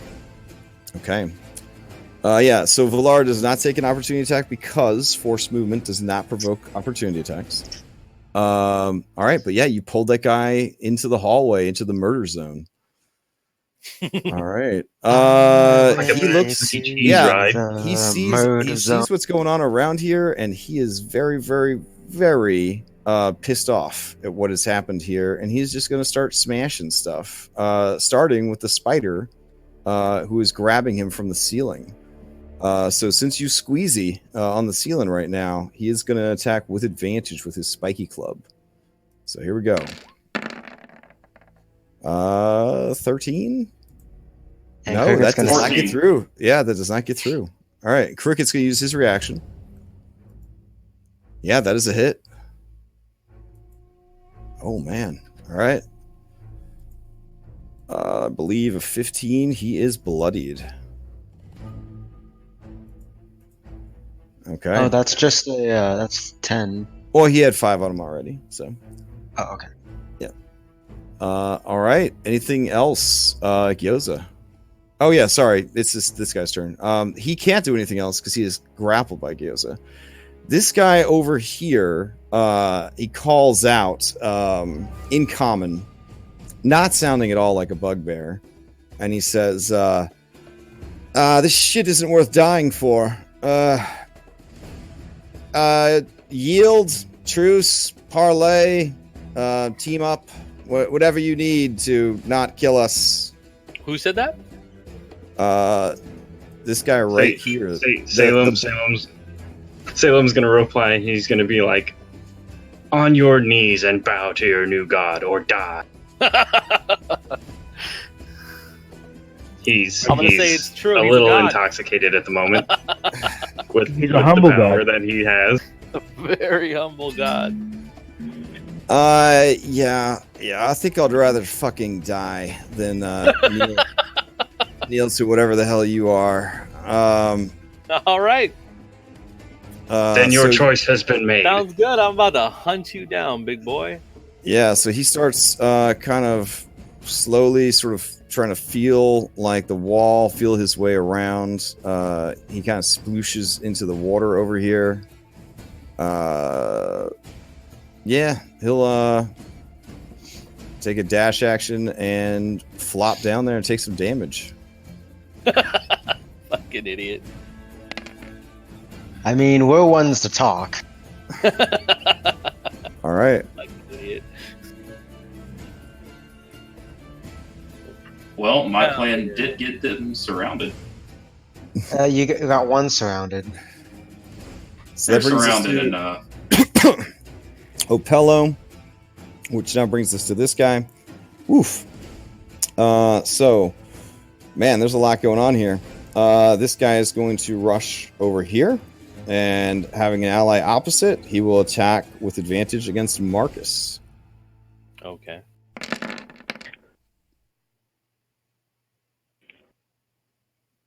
All right, 22 a for 22 12. is a hit for 12. All righty, right. Marcus, you're up.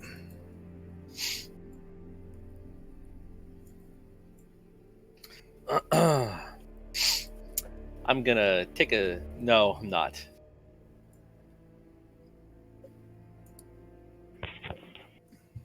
No, you're not? I'm gonna...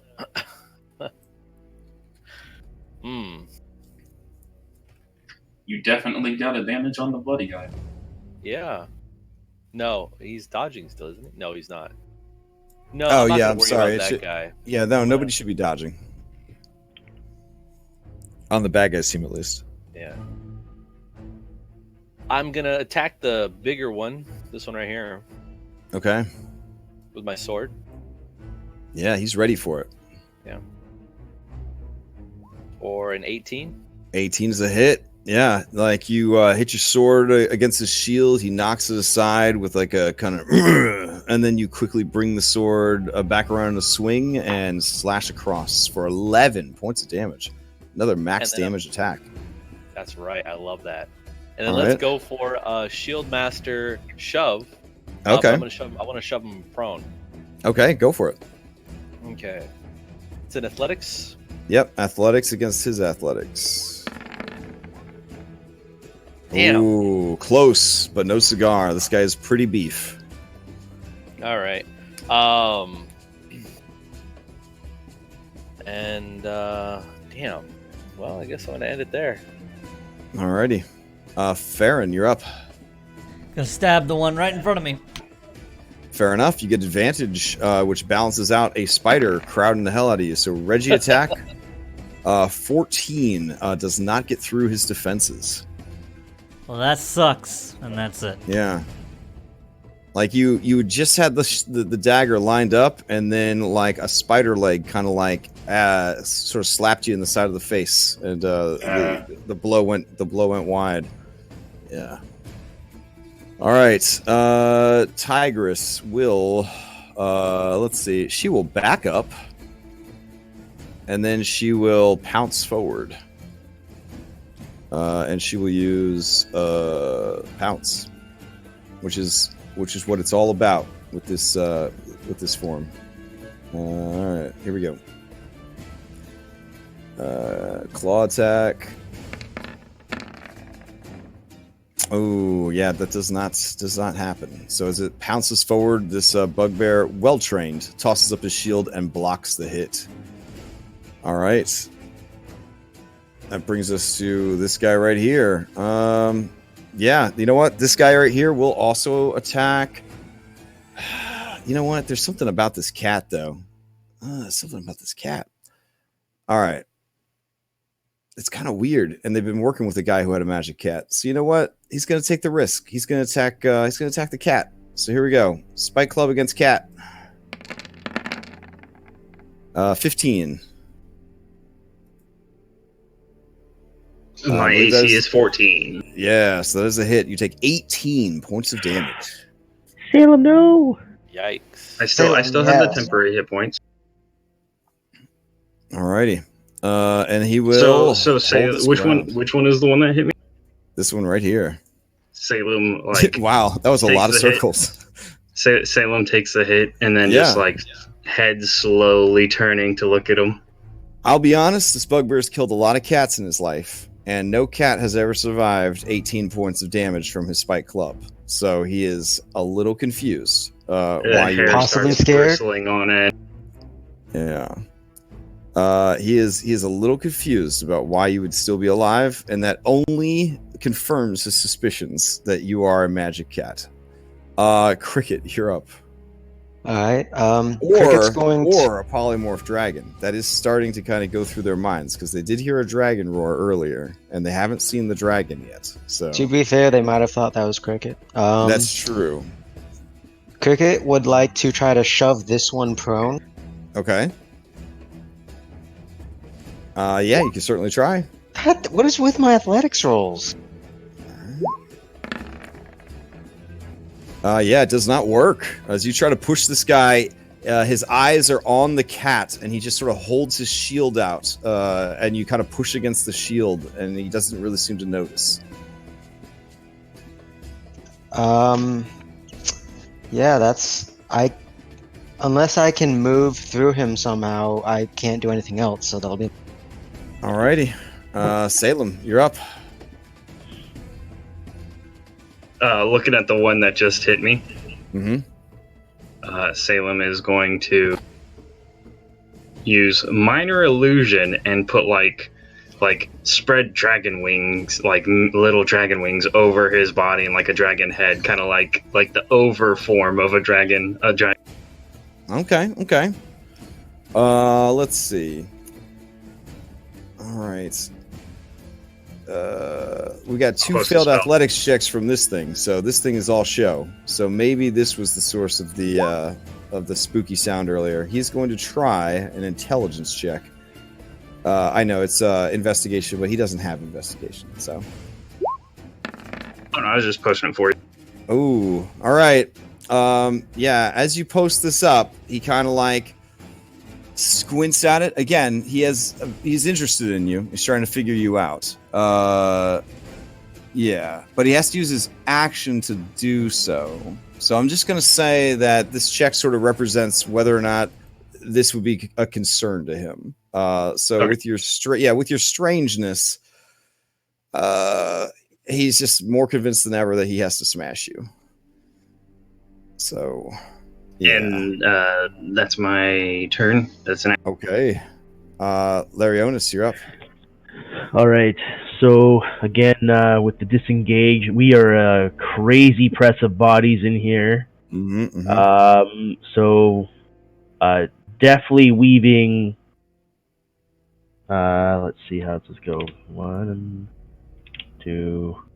Yeah, tunnel fighting's rough. Huzzah! This one's getting stabbed in the back. I'm gonna say moving between these two bros. I don't see that happening. These two bros. Give me a second. Hold on. I wanna see if there's a precedent for this. But usually I don't allow it. But you guys are kind of in a pickle here where you jammed yourselves up in the drain. So let me see.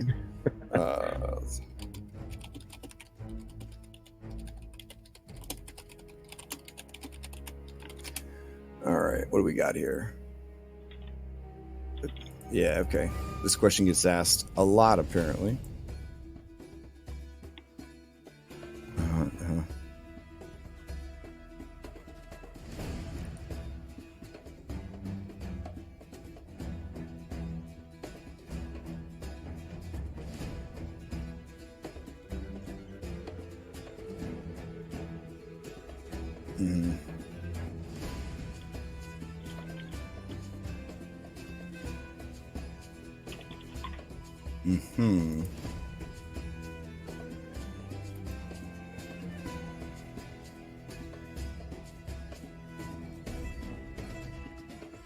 Okay, looks like it's DM's choice. So I will continue to run it the way that I do run it, which is, yeah, you can't squeeze between two adjacent enemies. Okay. So so the same thing applies for you guys though. So if you guys are ever holding the line, as it were, it would be the same idea. Like they wouldn't be able to move between you. It remains consistent. That's fine. I'll attack this guy here. So I'm not disengaging. I'll attack this guy. That should be advantage though, at least, because I've got Valara on the other side of him. You do, but you have disadvantage because this fat ass spider is remember, it's a 6-foot high ceiling. There's a giant spider on the ceiling, so it is pressing down upon you, making it very hard to fight. Damn it, Gyoza! Yeah. God damn it, Gyoza. Yeah. You could. Well, let me say this before you roll. You do notice that the spider is still moving backwards down the hall. So if you hold your action, eventually he'll move past you. Oh, okay. I mean, there's that. Patience could be rewarded. Patience is a virtue. Yeah. You're pulling this guy though, right? I am pulling this guy backwards. You see me pulling him backwards. So you could hold your action until there's not a spider on top of you. And he's going to go right now. So he's in the process of doing this. Yeah, this is happening. Yeah. All combat's happening simultaneously. All this stuff is going down. I'll make my normal attack. A normal attack, okay. Yeah, I'm going to make my normal Reggie attack. Do it. I don't think he'd have the patience to wait. 15 does not make it. The patience did not hold out. All right, Gyoza. So Gyoza pulls the guy back to here. Like we just said. All right, you pull him back. Damn it, Larry. And you could even pull it here to make Larionis feel even worse about his decision. Then he would have had triple advantage if he waited. I was gonna actually say I was gonna move him slightly farther away from the bar, so right there. All right. And I'm going to try and sink my teeth into him. Okay. I didn't think he was going to be able to move him over Farron, to be honest. As long as Farron was willing to let him, yeah, but a 13, you do not get through his armor. Your fangs are not finding purchase. Those rolls, though. Yeah, they got a pretty decent armor class. I'm actually going to move one more spot just so that he's not in range of my friends, since I've got him grappled. And that's my normal speed is 30. So there? 15. So that's 15 movement, so that should work. Yep. Thank you. Yeah, so he is on the ceiling. So basically, he's grappling this guy. He lifts him up as he moves, and as long as Farron is okay with it, pulls him like, you know, legs kicking and flailing over Farron, like a scene from an Aliens movie. You know what I mean? Like where they crawl on the ceiling and grab people. It's that kind of nightmare fuel. And so Gyoza, the black spider, drags this dude along the ceiling away from you, the two of you. I knew it was the black spider all along. All right. This guy is in flight or fight mode, and he's just going to fight it out. Like, he's a bugbear. Like, he's basically a Sasquatch. So he's just going to try his best. And he's going to try to smash you again. How tough could a spider be? Oh, apparently very tough when you roll double twos. So yeah, he's just, you know, crying out and goblin and screaming and trying to smash you with his spiked, his morning star. Is not happening. All right, so that brings us to this guy. All right. 1, 2, 3, 4. Alrighty. And then that guy, and then this guy. All right. This guy did have advantage from his ally, but his ally is gone. And now there's a friggin' tiger and a weird looking human knight, and there's an angry yeah, there's an angry dinosaur. This place is good. All right. He's gonna go for it. And then this guy, he shouts out Look something. At this plate of food. He shouts out never pretty. He shouts out something though. in Goblin and points his weapon at Salem, and the other one nods. Shitty menus. And it's going to swing. Here we go. Especialidades. All right, here we go. Reggie attack. My bad. I just realized I wasn't muted, guys. Oh, yeah. 12 I was like, this is the strangest role play. Are you trying to tell it that Salem is a delicious Mexican meal? Because, like, No, I mean, they are already attacking him. All right. So Salem, they do miss, however. They were confused by the off-world language. All right, Marcus, you're up. Did this one just make an attack? It was this guy. Okay. Yeah, this guy was pointing to the cat and yelling at the other one. They seem to think the cat is your leader. He's our god. Yeah.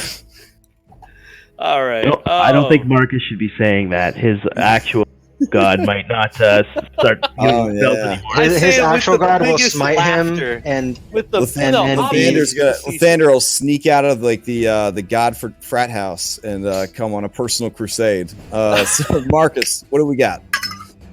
Obviously, being facetious. Mm-hmm.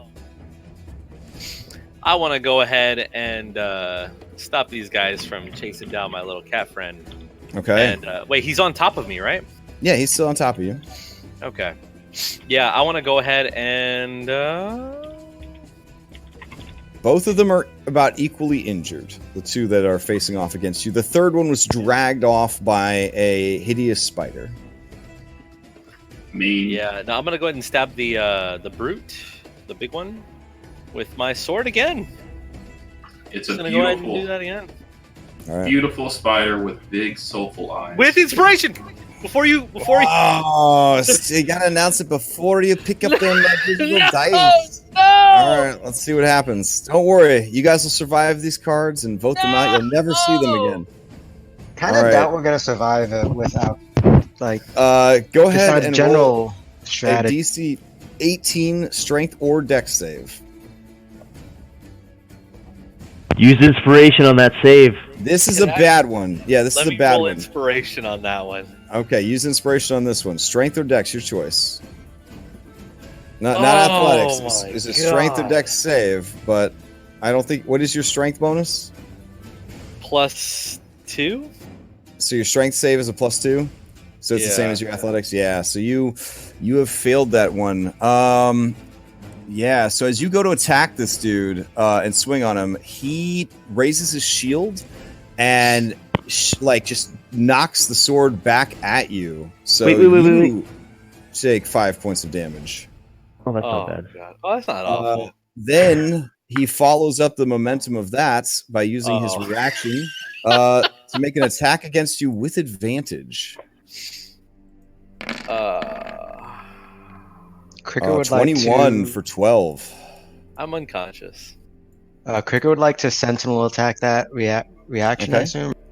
I didn't. Which one was he attacking? That is he attacking this guy in the hoodie or the big boy? I think he was attacking the big boy. Big Yeah. boy. Okay. Yeah. You can go ahead and use your reaction to sentinel. That Yeah. won't That's stop his attack, though, that is right? a hit. No. All right.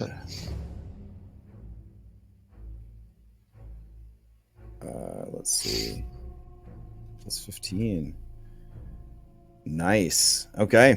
Yeah, he is bloodied. I should have just taken my wand out. I was going Alright. to earlier. So Marcus, are you still standing or did you drop from that? I'm All right, dropped. so yeah, Salem, your mount has dropped. Your feline reflexes, you just bloop, land on top of your downed mount. All right, that brings us to Farron. What are you gonna do? Look at Salem and say, "Almighty Salem, please bless my arrow and may it strike true." And I'm gonna shoot the one to myself. All right. You shooting the one south of you? This guy? Yes. Yeah. Unfortunately, a 15 is not enough. You suck, Salem.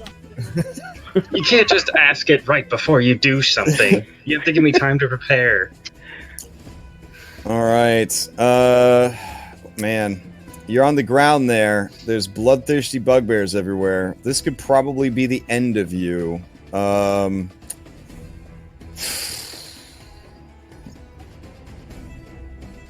All right.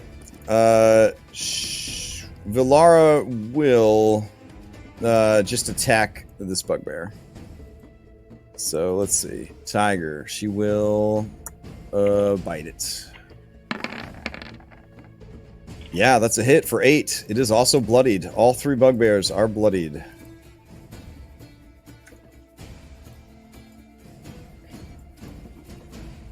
Okay.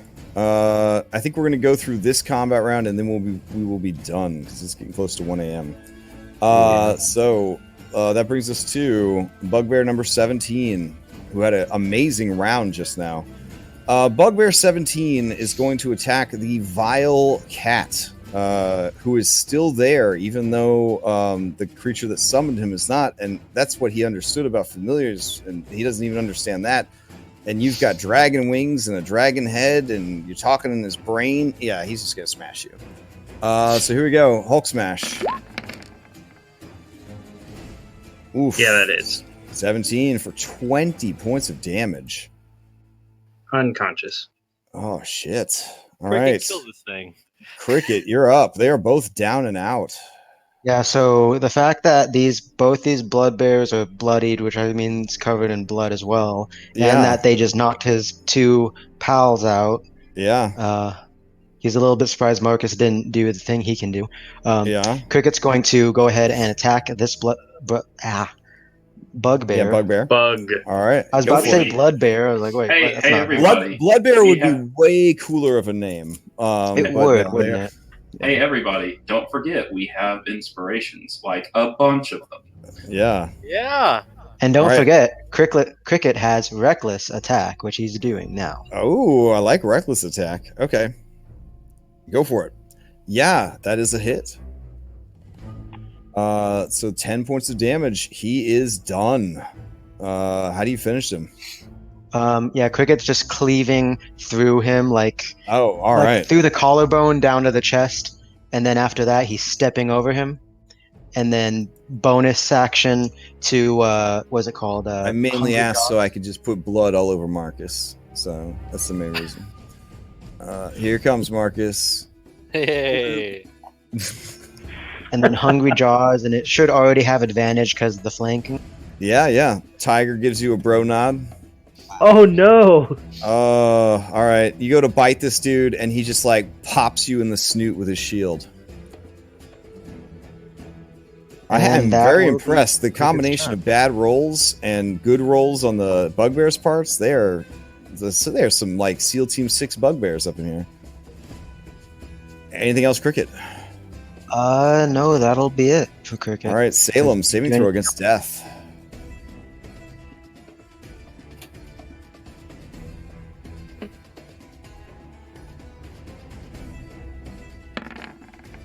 Ooh, that's one success. All right, Larionis. Yeah, the tide's kind of turned here. All right. Seeing Cricket, a giant alligator with a giant tiger killing the one guy over there. I'll step down here and I'll stab this one in the back. Okay. All right.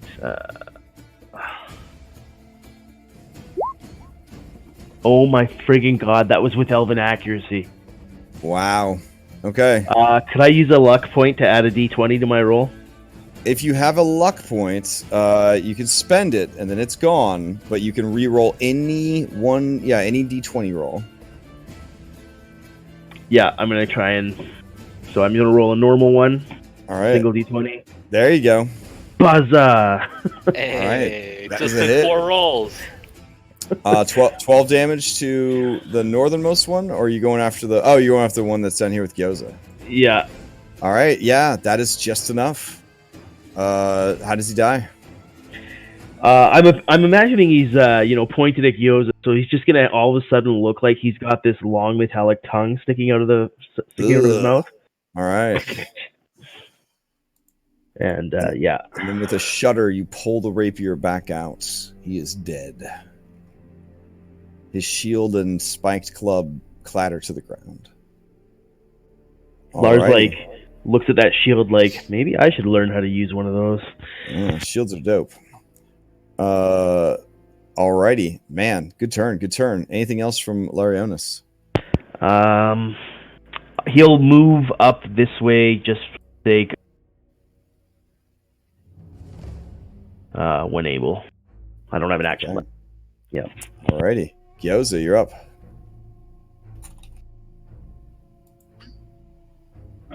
Yeah, I can't reach that guy through my peeps. All right. So I guess I'll try and web him. All right. You aim your butthole at the bugbear, or whatever you spiders call it. I mean, spinnerets. Yeah, I'll get right there and do web tap. So lewd. Ugh. All right. Yeah, you just spray webbing everywhere. Farron, it's like silly string. Just psss, it's just coming out of the back end of the spider. Just psss. It doesn't do anything meaningful. And we were worried about Salem pooping on people. Yeah. All right. Is that it for Gyoza? Yeah, I can't get past these guys. All right. His nostrils, his adorable little teddy bear nose, the nostrils flaring. This bugbear is in a blood craze. He will continue to fight until all of his opponents are defeated. He will start with Godzilla.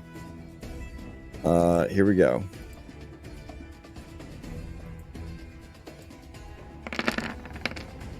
This is at advantage because you were reckless before. Yes, so it is. 17? 17 just enough. All right, 13. Half of that, so 6. All right, whatever's going on with this other guys. All right, and then Marcus, saving throw against death. On it, boss.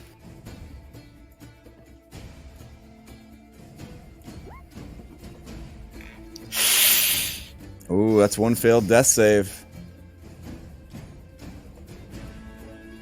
Spurt up some blood.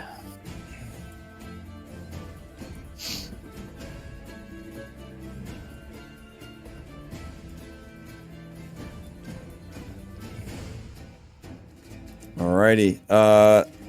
So as the combat is winding down, the doors down here at the end bust open, and a drow wizrobe walks out into the hallway.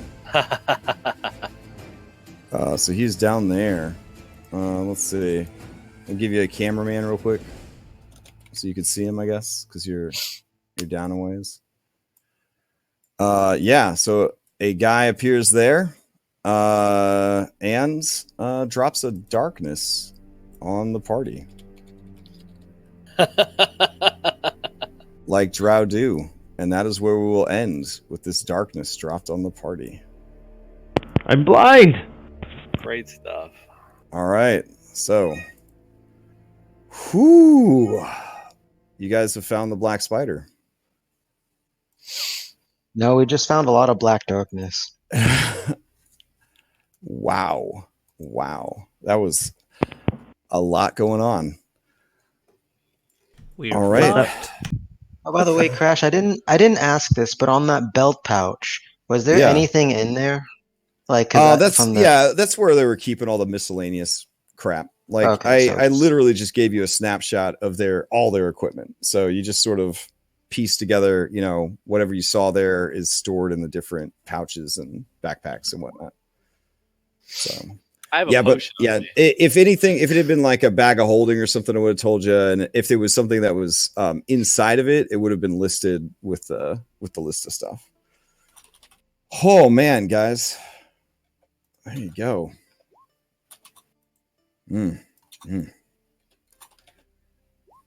All right. Well, I would hate to wait a whole week with one failed death saving throw, trying to figure out what was going to happen next week. But fortunately, unfortunately, I don't have to do that. Here, I'll put him right next to Marcus for some smooches. There we go.